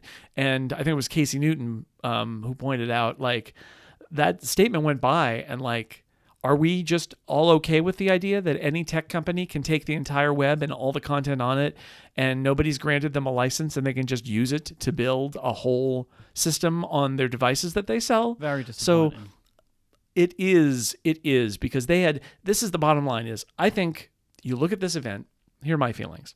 You look at this event and you think, Apple's trying to do the right thing. However, there are a bunch of extenuating factors. One is they were caught a little flat-footed on some of this stuff, and they're struggling to catch up. And they feel like they're at a disadvantage to some of their arch competitors, and they don't want to blow it. Also, there's the Silicon Valley bubble of whether it's business and investors, or just the peers of the people who work at Apple. AI has been a buzzword, and there's a feeling even among especially among investors and other types in the industry that Apple needs to show that they're not behind. And if you look at the response in those areas, they're very happy that Apple made these announcements. But the challenge is a lot of the things that Apple needed to do, if you wanted to please those people, have these downsides. And so Apple ends up kind of stuck between a rock and a hard place where they're trying to do the right thing, but they also want to be perceived as being in with the cool kids. And what frustrates me is a lot of what they did is exactly the right thing to do. A lot of it is be the adult in the room, do features. Don't just throw things at the wall and say, here's a chat bot, do whatever, but build features and UI, have it be privacy based, have it be on your device. And they went above and beyond. Build a server profile and operating system so that you can offload some of the stuff that can't be done on the device to cloud servers that you control, but you can't look into and build security in an AI cloud. Like they did all of that stuff, right? And it's like, good. This is all to the good. Good job, Apple. Don't go with the bad kids. Don't go to that party with the bad kids. Stay at home and do your homework. And then they're like, but the cool kids invited me to the party, right? And so you end up with this, here's our model that we trained, and here's our generative AI thing that even if it wasn't trained on artists who didn't give their consent, even if it was trained on, stock imagery and things that Apple hired, first off, I think if it was, they would have said so more prominently. Like that's the part of this is the like open web part. Some of the stuff they didn't say they didn't, which means they did, right? Yeah. Some of that is just like, that's what it is. So, and even if they did, the way it looks, I just think is unfortunate because it looks like weird AI art that we all know. Mm-hmm. And some of the things I saw somebody point out, and quite rightly, like there's this beautiful sketch in the architecture notebook in part of the demo of like what this temple looks like. And then like, yeah, we can circle it and generatively make an image, a photorealistic image of that temple. And it's like the sketch was better. Yeah. The sketch was nicer. The sketch had more of a... I think it was Nevin Morgan. Who said that. And they but we replaced it with a generative thing. It's like... Great. Like, so the thing that's is, my feeling is that they're trying. And they're trying to thread a needle here where they show... Because it isn't just... what are your features? It's also show you're in the game and show you're making progress. And it's easy for somebody who doesn't work at Apple and doesn't have stock options and isn't in the industry to say, oh, just ignore all of that. It's hard for them to do it. And I can see that if you've got a fiduciary responsibility, maybe you need to feel you need to demonstrate to the market and to your investors that you do get it. But there are moments, I guess in the end, I don't know if it all could have been avoided because some of this stuff, like the model they're using for Apple Intelligence, it was trained on the open web. It just was. They're going to have to cop to it. But I felt like with the generative, with that image playgrounds especially, they didn't need to do that. They could have left it at the Genmojis and it would have been fine. I don't think everybody was like, oh, they need their own DALL-E, right? Like, no, let ChatGPT do that stuff. You just stay away from it. And there are moments where they just got tempted. Yep. They're like, oh, we could do this. And those are the ones that I think, that eventually they're going to wish they could have had back. Like, let's go back to the text, right? Because that's the open web stuff. That's where I think they're talking about specifically text, right? Like they went out, they scraped the internet with their robots and they created their large language learning model. Yeah. Maybe, look, I'm not the smart one here, but let's just say for the sake of argument, the only way that you can do this is to do that. But I had still hoped that they would do something different. Like, I understand, I understand that might be the only way that you can do it and be good. Like, I understand that might just be it. But I had hoped that the richest, or second richest company in the world had the ability to do it differently. And you know what? Maybe they would have if they wouldn't have started on this stuff 9 months ago or whatever, like... But it just bugs me that the whole time we've been leading up to this, there's just been this thing in my mind where I'm like, surely they'll do it differently. Like it kind of wasn't really a thought in my mind that they would have just done it like everybody else did. But it really seems like they just did it how everyone else did. But they sprinkled some nice stuff on top, like hiring some artists. It's like, all right. Okay, fine. Yeah. Good. And again, maybe it's true that nobody cares, but I care, right? Like I don't think building your feature on content you don't own that they haven't, they haven't given you an explicit right to do is... I question whether that's the right thing to do, and it especially bothers me with artists. And maybe the answer is that nobody else cares, and it's fine. But I think that's an esoteric point in some ways. I think the larger point is not like just that they're taking content, but it's that a lot of the tenor of AI stuff is, oh, you don't even need to use an artist anymore. You can just use an AI thing to build art for you, and don't pay an artist. And I think Apple didn't step in that. I think Apple's image playgrounds thing is very much like, this is just for messing around with friends. And there's a reason for that. Like that said, they did put it in the keynote. I was like, Don't know so much about that, but they were trying to soft pedal it. But again, my feeling is some of this was probably inevitable because of the way the tech world is going, and that Apple needed to show that it was in the game.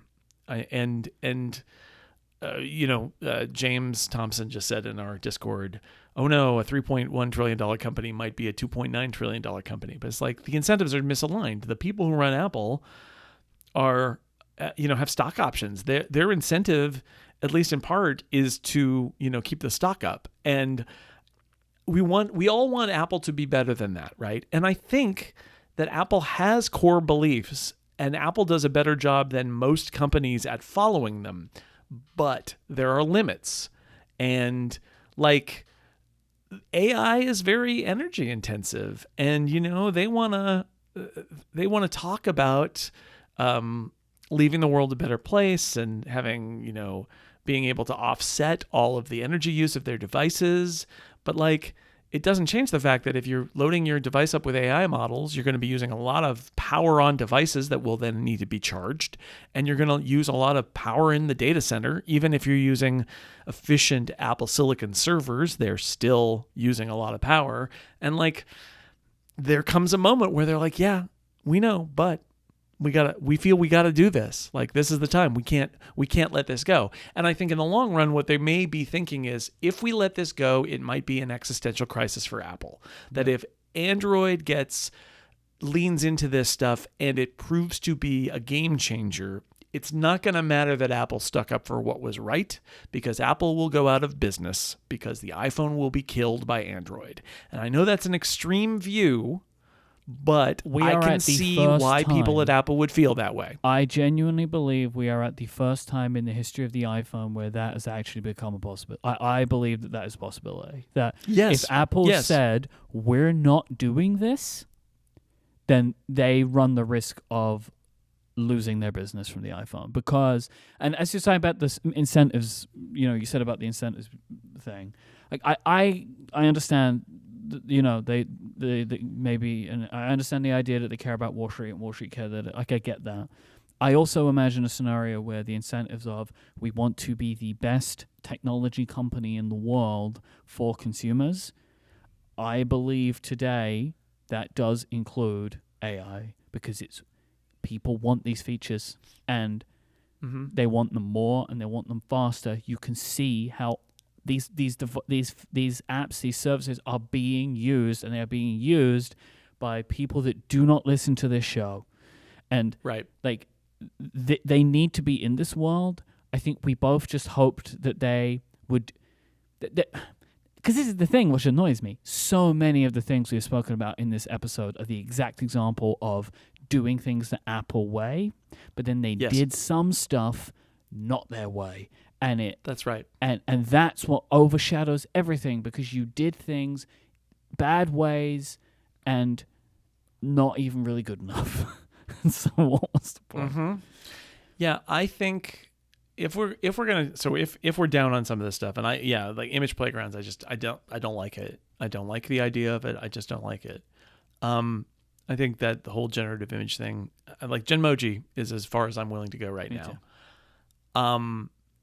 The other, I would say, so the little ray of sunshine here is, if you are somebody who believes, as I've heard lots of people say this week, that AI hype is like Bitcoin hype. It's like blockchain hype. It's just another thing that the tech industry is doing to get a bunch of suckers on board and make a lot of money, and then it's not going to pan out either, and they're going to leave other people holding the bag, and the tech people are going to count their money and go on to the next Ponzi scheme that they're going to do next, whatever it is. Okay. I'm not convinced that general knowledge AI chatbots are going to take off. Like, I think that there is definitely an argument that there are limits to what they're doing, and that what seems like exponential growth now may in 2 or 3 years prove to have been a mirage, and that they can't stop hallucinating and they don't get a lot better. Okay. However, if you're Apple, you got to hedge. What if they are? And so they're probably building their own internally in case they need to no longer partner with OpenAI, right?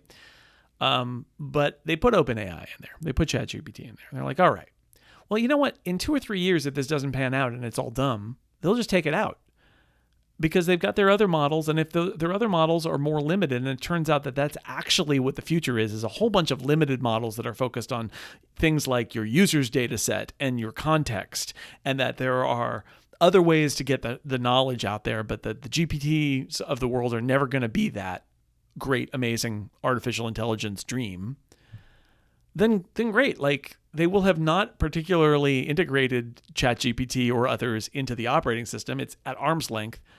And if it's a big nothing, it'll be a big nothing and it'll fall away. If it's huge, they can't be late to it. So I think there are reasons for some people to be disappointed in Apple this week, even though I think a lot of what they did is absolutely the most Apple-like thing they could choose to do. But I think there are places where Apple has said, we gotta be careful here, because if we are left too far behind, we will never catch up. And so when you see them do things that might disappoint you, I think that's one of the things that's going on. But what I didn't see is them betting the house on it, right? I didn't see them saying, yes, ChatGPT is the future. Oh my God, everything. They're like, you could use it if you want, and we'll warn you, and we'll put a warning label even after we warn you that we're using them about the results being unreliable, but we're going to do it. And that is them, like, because the fact is, and people are like, well, they should just not do that. So the fact is, some people do want that. Some people want that stuff and use that stuff. And you don't have to like it, but at this point, it may be more like a dangerous toy, but it's a toy that some people want to play with, and that Apple can't say no, because maybe it's more than a toy. And if it turns out just to be a dangerous toy that doesn't grow and change and improve, I firmly believe they will back away from it entirely. But they can't afford to pretend it doesn't exist. And so you're left with this cognitive dissonance, which is Apple's doing some stuff the right way, and then you look at this other stuff and you're like, well, what the heck, Apple? What's that about? And they're like, yeah, well, got to do that too. And that is the contradiction of this entire thing. Shall we leave that here for this week? Sure. I'm sure we'll get a lot of feedback and we'll chew it over and we'll have more thoughts down the road. I know that my thoughts are changing over these almost 6 hourly basis right now. So there's going to be more stuff that comes out. There's going to be more interviews, and there's going to be more thoughts. But I think for now, I think me and you, at least I feel like I've said the main things I wanted to say today. Yeah. I have one more thing to say, which is I am as tired as everybody else is of people saying that AI chatbots are the future and that if you don't have them, you're behind, and that they're obviously going to change the world, because I have great skepticism about that. And I think it's good to be skeptical. Yeah. Maybe they will, or maybe not. I also am tired of people who view all machine learning and AI stuff as a con and a scam that doesn't have value, because that's not true either. And I see those people out there too. Mm-hmm. And I'm just tired of that too. Like, the reaction in some circles to the stuff that Apple announced is like, Apple announced that they realize they need to make Siri a lot better and contextual and understand what you've been talking about with them, and saying, hey, do this thing now and send it to that guy and have that actually work. Like, that's good. And there are a bunch of other good features that are tried and true. So I would say not all machine learning and AI is the same. Not all machine learning and AI stuff is fundamentally inhuman and unreliable. Not all AI and machine learning is coming for our jobs or to kill all humans or whatever. It's complicated, and there's good and bad. And I think my frustrations with some of what Apple has announced is that I think some of what Apple's doing is leaning into the bad because they feel they have to. But there's also a lot where they're trying to do the right thing. And like the private cloud thing the private cloud compute is amazing, right? That is a huge amount of work, a huge endeavor that they've undertaken to try to get the benefit of big AI features for users without basically selling them out. And that is to be commended, I think, based on what we know now. But I guess what I'm just saying is it's complicated. And so let's all kind of keep an open mind to the fact that some of this stuff is probably good and some of it is bad, and that the best thing to do is try to pick apart, as difficult as that is, what's good and what's bad. And we'll see where it goes. Hopefully someplace good, hopefully not someplace terrible, but we'll see. Yeah, I do believe that the future of technology is based on technology built on large language models. That's not a chatbot necessarily. Maybe that is, but I think a lot of the stuff that I love that is in Apple Intelligence is exactly that. They're building a model of my own stuff and helping me pick things out of it. It's not a chatbot. It's just doing things from on my device. I think it is like that is like it's an underpinning to the next level of technology, but it's not got to be chatbots. Or maybe chatbots become so incredible that maybe it's chatbots. But I think I'm with you, which is like, it doesn't mean it's all good. It doesn't mean it's all bad. But like this is where we're going. And so I think that there is something about trying to find the thing that you like. I think we've got to try and find some things that are of use to us. Or you can say, I don't want anything to do with any of this, but it really does mean, I think, that it kind of steps you out of technology a little bit now. And maybe you're okay with that, but I know I'm not, because it's what I love. Yeah, Apple's walking a tightrope here. That's the other thing, I guess, to keep in mind is that Apple and Apple's executives can't just say, oh, no, we're not going to do that. Like, there would be deep consequences to that. And they're trying to not just do the right thing, but also make sure that the business continues to exist and battle all existential threats. And if you believe that the car was sort of a, well, what if, let's spend our money on it. And especially the Vision Pro is but what if they replace the iPhone with glasses? We need to be there and be our own replacement if that's the case. Well, AI is one of those. It is an existential threat too. If you make an iPhone, how do you is it not relevant anymore if apps don't matter because everything's just run by the AI? And like, that's bad for Apple. So they're like, okay, we have to be a part of that too. And we might not like it, but that's just, that's part of what they have to do. This episode is brought to you by Fitbod. When you're looking to change your fitness level, it's super hard to know where to get started, which is why you need Fitbod, the easy and affordable way to build a fitness plan made just for you. Everybody has their own path in personal fitness. It's what makes it so personal.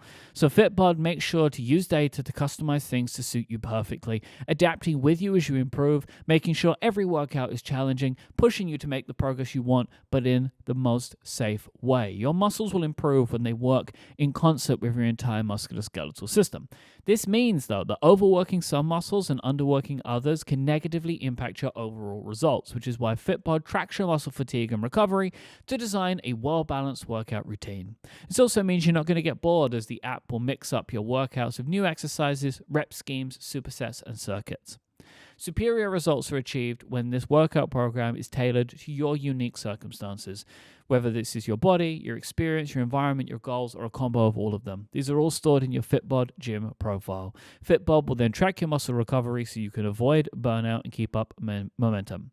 They build the best possible workout program for you by combining AI and exercise science. And you'll be learning new movements the right way thanks to their more than 1,000 demonstration videos. These are all in the great Fitbod app. So you can go in, you get the breakdown. All of these exercises have been put together by their personal trainers, their certified personal trainers. So you can see the steps. They also have videos shot from multiple angles. I really love this because if I'm learning something new, I get everything I could possibly need to make me feel comfortable and safe in the workouts that I'm doing. Fitbod is really easy to use. You can stay informed with their progress tracking charts, weekly reports, and sharing cards so you can keep track of your achievements and personal bests and share them with your friends and family. It also integrates with your Apple Watch, Wear OS smartwatch, and apps like Strava, Fitbit, and Apple Health. Personalized training of this quality can be expensive. Fitbod is just $12.99 a month or $79.99 a year. But you can get yourself a huge 25% off your membership by signing up today at fitbod.me/upgrade. So go now and get your customized fitness plan at fitbod.me/upgrade. That is fitbod.me/upgrade for 25% off your membership. Our thanks to Fitbod for their support of this show and Relay FM. Let's move on to brighter things. macOS Sequoia. So I have Sequoia. another 6 months of trying to learn how to spell this. Because who knows? It uses every vowel, so that's exciting. Who knows what order they go in. There's a bunch of features added to continuity. One of the best is iPhone mirroring. So on your Mac, Absolutely. you can fully interact with everything on your iPhone. Your iPhone stays locked if you've got it in a charging thing. It will stay on standby mode if that's the thing. Love it. Yeah. I wished I could do this on my iPad and my Vision Pro as well while we're at it. Sure. Yeah, if you unlock it, it disconnects, right? But if it's running, it will either be in standby or in the lock screen, and there'll be a little alert on the lock screen that says this is being controlled by a Mac. But it's a great feature. I mean, never underestimate Apple's finding value in the Mac by integrating iPhone features. Like, the iPhone is the crown jewels, essentially, and like if they can make the Mac work better with the iPhone, then that is a benefit to the Mac. And so they're doing that a lot. And this is like, from last year, you could run widgets, right? iPhone widgets on your Mac that actually were on your iPhone. But now with this feature, if you click on that widget to interact with it or to it can just launch the iPhone in a window and launch that app. Right. And you can use apps. It's a continuity feature. So it needs to be in Bluetooth range to connect, but then it uses Wi-Fi to do, the screen sharing, and it's high frame rate and high bit rate, and it will do audio as well as video. It's got some controls, so if you can click on the bar at the bottom to go back to the home screen, but there's also like a little toolbar where you can go back out to the home screen. If something goes in a rotated orientation, it will auto rotate. Like, it's just very clever. And notifications will put in the notification center, and it's for an app that's on your iPhone. Again, you click on it, it just opens the window with the iPhone app on it. And I like it. It's super smart. If you rely on your iPhone for stuff that's not on your Mac, that you don't have to switch to your iPhone. You can use the keyboard and the mouse and the trackpad gestures, and all that stuff just comes along.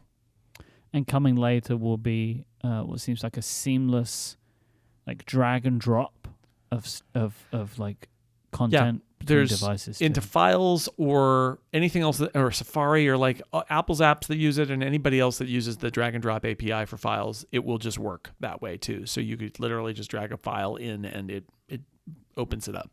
Very cool. Window tiling on the Mac, so you can drag windows to corners and areas, and they'll snap into place, and there's a bunch of keyboard shortcuts. Great. Yeah, and there's also more stuff under click and hold under the little green button in the upper left corner to auto, tile your stuff. They finally got, again, this should have happened 5 years ago, but they've finally gotten, like, Windows has done this a long time with the tiling game of just like, sometimes you just want to drag something in the corner and say, just take up this side of the screen and not have to deal with resizing it and all of those things. And I know there are a lot of utilities that do this. Well, I don't know what to tell you. This should be an OS feature, and now it is. And those utilities will still find ways to survive doing all the things that Apple didn't bother to implement and never will. I imagine. But it is funny. Like, Apple continues to deal with window management on the Mac. There's always a new approach to window management on the Mac. Always. I'm sure that that Apple's tool is not as granular as many of the third-party tools can get in size and placement and stuff like that. Safari has a new highlights feature to pull out useful information from a page. It appears where the reader icon is, and it kind of still is also the reader icon. It says, I think you put this note in the document, Jason, that now to get to Safari Reader, you have to click twice on that button, which is weird. Because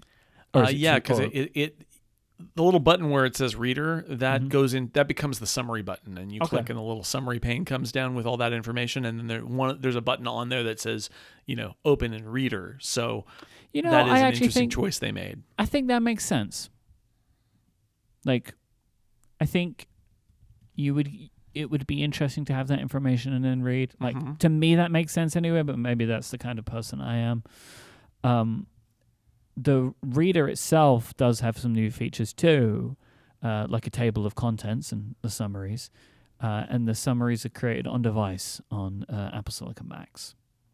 Yeah, so the summary that you see in the pane is actually a Spotlight summary. It's from their search engine. It's a thing that's already existed. But if you go to Reader and they do like a TOC and a summary of the document, that is generated on device. That's an Apple Intelligence feature. And Viewer is now reader mode for video, right? Mm-hmm. Essentially. Yeah, they built in so like if you're on a web page that's got a video and you want to pop it out, and you can just do it. The web page doesn't have to let you do it. It'll just do it. Should we talk about iPadOS? Yeah. So iPadOS 18 got a bunch of features in Notes that also iPhone gets some of these features too in different ways, but a lot of them are enhanced by the pencil. One is Smart Script, where it essentially learns your handwriting and makes your handwriting look better, but retaining your style, so like smoothing things out a little bit. I've been trying to get this to work on my iPad mini, but it just keeps telling me it needs to be connected to Wi-Fi to download, but I don't know what I need to do to get it to do that. But that's just beta life, you know? But you can then... Like you can copy text and paste it in your handwriting. You can edit your handwriting like it's text. I think this is a very, very cool feature that I'm very excited to check out whenever it will work for me. If you misspell a word in your handwriting, you can it'll get a little underline and you can have it be corrected, and then it recorrects it in what looks like your handwriting. Yeah. Live audio transcription is here too. I think that in Notes, I don't think it's done with Apple Intelligence. I think... Or maybe it is. I'm not sure. It has gone it may not be, but it may just be the regular transcription engine. I don't know. But it's the idea that you can just, if you're in a lecture or something, you can just start recording in Notes, and in the end, you'll get a transcribed version of the audio file. And then we have Math Notes. Which Math Notes might be my favorite feature of any feature they have announced. I think this is an absolutely incredible tool where... I think it works better with Apple Pencil, at least for the way that I work. Like, I'll very frequently, if I'm trying to work out a problem, like a money thing or just numbers or whatever, I like to sit and draw them out. What I like, so what Math Notes does, you just write out the sums and it calculates them for you. It can do currency transactions too, like conversions. And you can also type stuff out in Notes as well. And you can kind of like define things and then create sums out of them. So you could be like, item A costs 100, item B costs 200, item A plus item B equals, and it will do it for you. Like, really amazing. You can go in and edit the values and it will change the totals. I think that this is a really impressive feature that is done so well. I mean, and this is in the brand new Calculator app, which is on iPadOS, but also it features in Notes too. Notes has these features. You can just do it in Notes. Yeah, exactly right. Yeah, I think this is an incredible thing. And it doesn't just work with Apple Pencil. You can actually do this in like text too, in there where you can put in a problem and put the equal sign and it'll give you an answer, which is pretty neat. There is a redesigned tab bar inside of iPad apps, which is customizable. It's kind of like a floating bar. It looks like tvOS, like the way that tvOS looks. You've got like the kind of bar on the top, but then it kind of like becomes the sidebar when you open the sidebar, and there's a little bit of editability to it. Yeah, you can have, if you've got an item that you want up there in that floating tab bar, you can edit it and drag it up there. And then it's a customizable tab. This is another sort of like, well, what if it's sort of like a menu bar, but not really?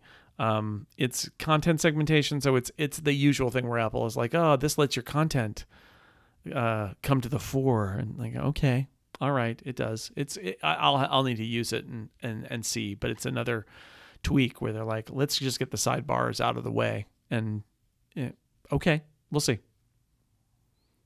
And an updated document browser. Yeah, this is a really quick one. Like, the problem with so many document-oriented iPad apps is when they open, it looks like you just opened files. And you, other than like the name in the corner and the color, you can't even tell. And so they redesigned it so that the top half of the window is like branding for whatever app it is. And then the bottom half has the details of like opening a file in that app.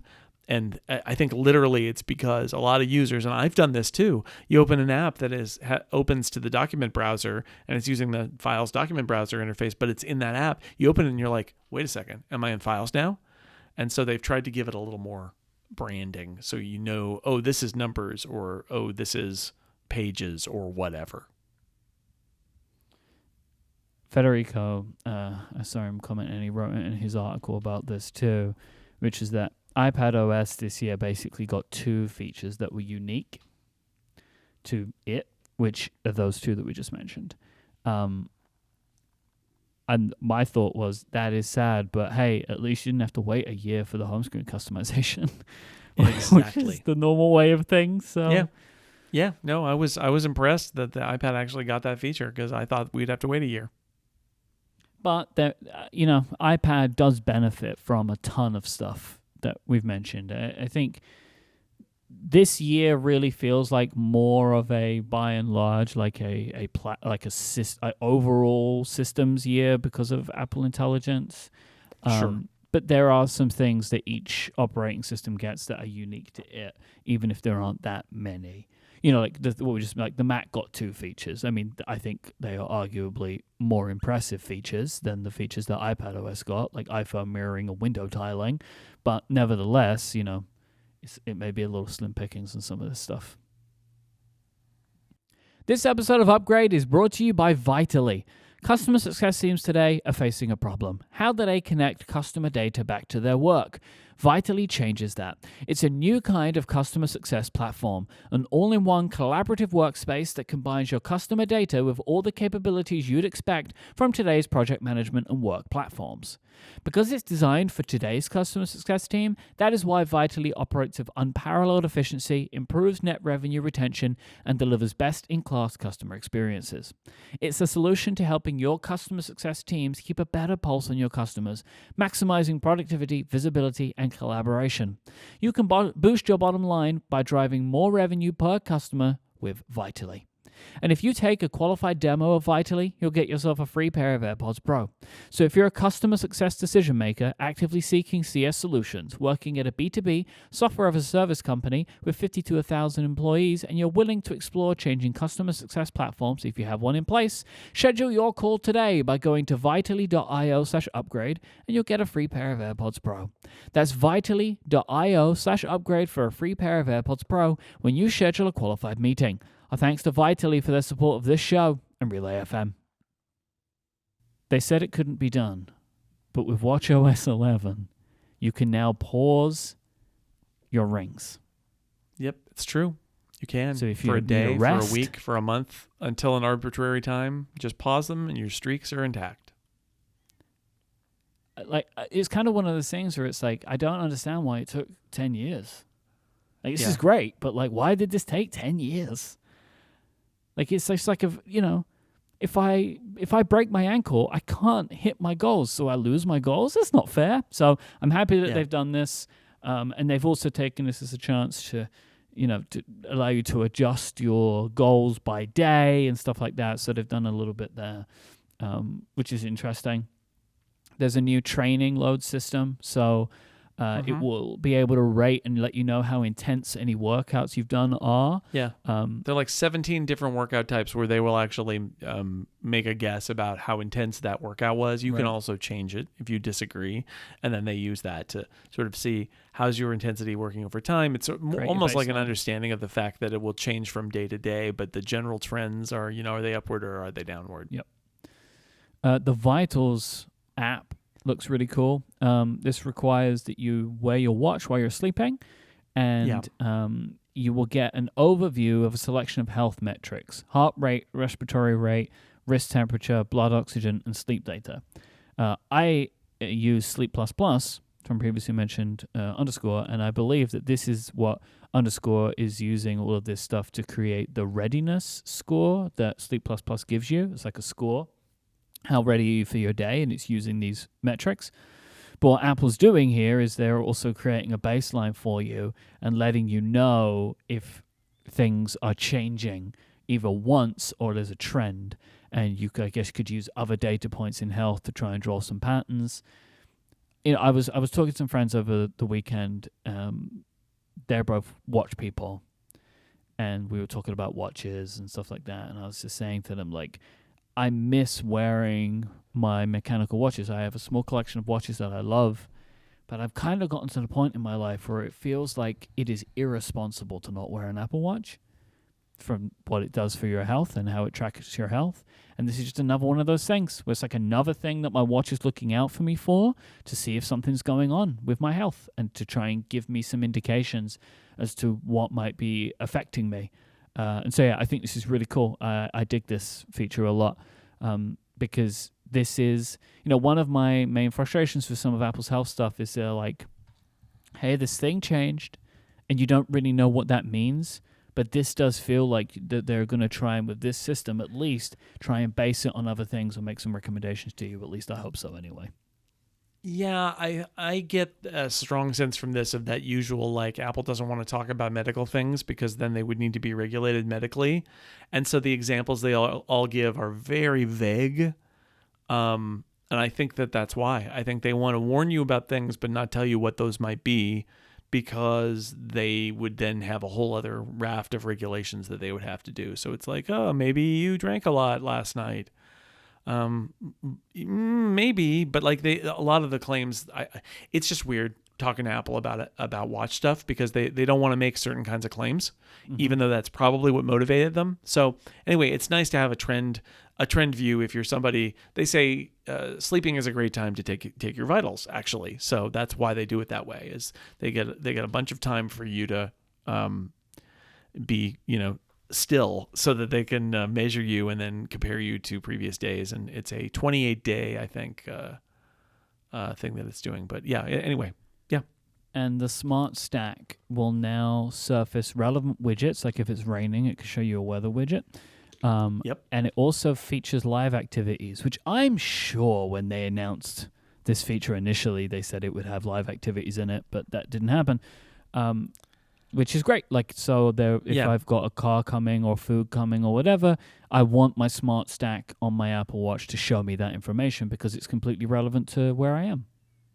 Exactly right. They have the developers don't even need to build another widget for it because it uses what's in the dynamic island as the genius Smart Stack item. Very cool.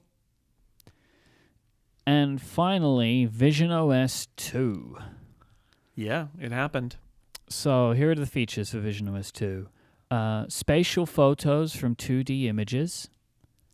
So I tried this out today. Blown away by this. It doesn't even need to be a photo you took on an iPhone. Like, it can be photos from other cameras. Yeah, because they do the segmentation thing where they pull it out. They do that. It's actually very similar to what they do with Apple Watch, where they put the text around a 2D image, but they pull out the person and then they can put the text behind their head and stuff like that. It's like that. They basically find the subject and then they fake it so that you can get a spatial effect from it. I'm sure Joe Steele will hate it.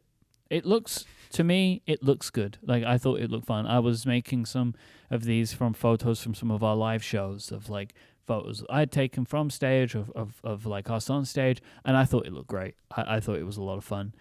Best way to look at a photo? No, but a fun way to look at a photo. There are new gestures to access Home, Control Center, and to see the time and battery. These take a minute to get used to, but I'm really happy that they exist. You kind of have to raise your hand and look at your hand, and then a little like circle appears. You can then tap your finger together, and it will take you to the home. Or you turn your hand over, and then it brings up a little time and battery, which you can then tap to open Control Center. Takes a minute. I like it.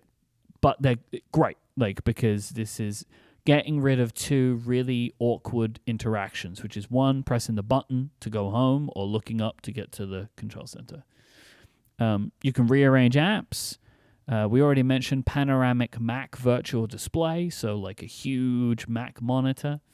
That'll be coming. Keyboard pass-through for Magic Keyboard and MacBook, so you're in a full environment and it can see those. I really wished that they just pushed that Apple Intelligence a little further and made that all keyboards. Mouse support, and what I love about this is this even includes when you're using Mac, like when you're in Mac Virtual Display, it will use the mouse that's connected to your Mac to control things on visionOS. Nice. Guest mode now saves eye and hand data from your most recent guest. So if someone could keep trying it, which is great. There's more immersive video content coming from Apple and some others, and it's basically all our Apple. But they've announced partnerships with Canon and Blackmagic to create specific hardware for creating professional spatial and immersive content. And they announced Vision Pro international availability rolling out over the next couple of weeks, so throughout June. Yeah, you'll be legit soon. I'll be able to buy the second solo band to do the solo top thing that everybody tries. Nice. Enjoy that. It's and good. I can stop worrying about breaking it because I'll be able to take it to an app store. You can have access to all of your apps and subscriptions and stuff. That's going to take some time, but yeah, I'll be able to do that too. So I reset up my persona and it has not fixed my issue. So my mouse still does not move. But you can customize the glasses now. So nice. That's good.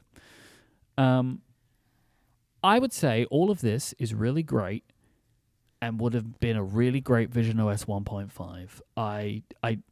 And I'm not saying this is bad. I think all of these features are fantastic. It just doesn't really feel like a 2, this is all great stuff, pushing it forward in great ways. I'm very happy about it, but it doesn't feel like a big leap. And maybe that's just what we're going to have to accept from visionOS. It's not going to make big leaps. But as long as they're adding stuff to it. It's only 4 months since they shipped it, right? I mean, it is a quick turnaround. Next year, they will have a full year cycle. Yeah. This year, they didn't. So, I can see. On one level, you call it watchOS 2. You're sort of saying, look, we're going to keep working on this thing, and we've incremented it, and it might be small increments this time, but we did it. And you could say that if they did 1.5, they're like, oh, it's so disappointing or whatever. I don't know if it matters in the end. I'm glad that it's got stuff in it. It doesn't. But it's limited stuff, but it's got stuff in it. What I'm saying is I'm not trying to put it down. I'm just saying it's not a massive release, but they did put features into it. They've fixed a lot of pain points. They've added some stuff. I'm happy, but they've not done some of the things that I really wanted, like environment development, so people could submit environments to the system and stuff like that. And it has no Apple Intelligence features. It's true. It's not supported. I'm really disappointed about this because it makes me worried that they're leaving the platform behind. I spoke to a friend of the show, John Voorhees, today, who said that he was told in a briefing that he had that they're not here because of priorities, and at some point, some of these features will start appearing on visionOS. So, hopefully, I hope that is the case. But to me, this I think is a sign of priority shifts. Apple's future was spatial computing. Their new future is Apple Intelligence, right? It's just what a difference a year makes, and this is kind of where we are. But I look forward to these things coming together because I think that there could be some really great stuff in spatial computing and Apple Intelligence. It feels like a system. Those two things feel like they could be really well made for each other. And maybe it's just a case of building the interfaces that will work for this stuff. And they have not put visionOS as a main target for this right now because it's still very small. And I can understand that if that's the case. I just really hope that they do it because I want those features there. I'm also not convinced that in the visionOS 2 cycle there won't be new features that they haven't announced. I think that it's completely yes. I think that's they'll announce this and ship it this fall, and then they'll do a 2.1, and it'll have a feature in it that surprises us. I would not be surprised if there's a lot more that they're not going to hold off necessarily for a year. They're just going to keep on iterating on it, and I hope that's the case. So. I really hope so. But I'm happy with what I've seen. I spent a lot of time with visionOS today. Oh, and they also added Safari profiles, which is a huge feature for me. Because now I can use Safari. So I love it. So I'm really happy with visionOS 2, but I wanted more, but I got more than what would have been the minimum. So I'm happy with that. I think we did it. So Okay. we're obviously going to have questions. You have questions for us. Go to upgradefeedback.com. Send us in your Ask Upgrade questions. I'd like to get through a bunch of them next week. Let us know what you're thinking about, what you're feeling, and we'll try and see how many of those we can get to next week. I think that would be a good use of some of our time next week, along with anything more that we learn in the intervening days. So please go to Upgrade Feedback and do that. You can send us in your feedback, follow-up, and your questions. You can check out Jason's work over at sixcolors.com. You can hear his podcast on theincomparable.com and here on Relay FM. You can hear me on Relay FM and check out my work at cortexbrand.com. Jason is online. He is at jsnell, JSNELL. I am at iMyke, IMYKE. You can watch video clips of this show on TikTok, Instagram, and YouTube. We are at Upgrade Relay. Thank you to our members who support us with Upgrade Plus and get to hear about the winner of the first annual California Bear Trophy. Thank you to our sponsors of this week. That is our fine friends over at Uni, Pizza Ovens, Fitbod, Vitally, and Delete Me. And hang on a second. Jason, do you hear that? In the distance? It sounds the sound like some of crashing waves. and serenity. And wait, is it fun? Oh yeah. It is may be fun. Summer of Fun! Summer of Fun! See you next week. Say goodbye, Jason Snell. Goodbye, Mike Hurley.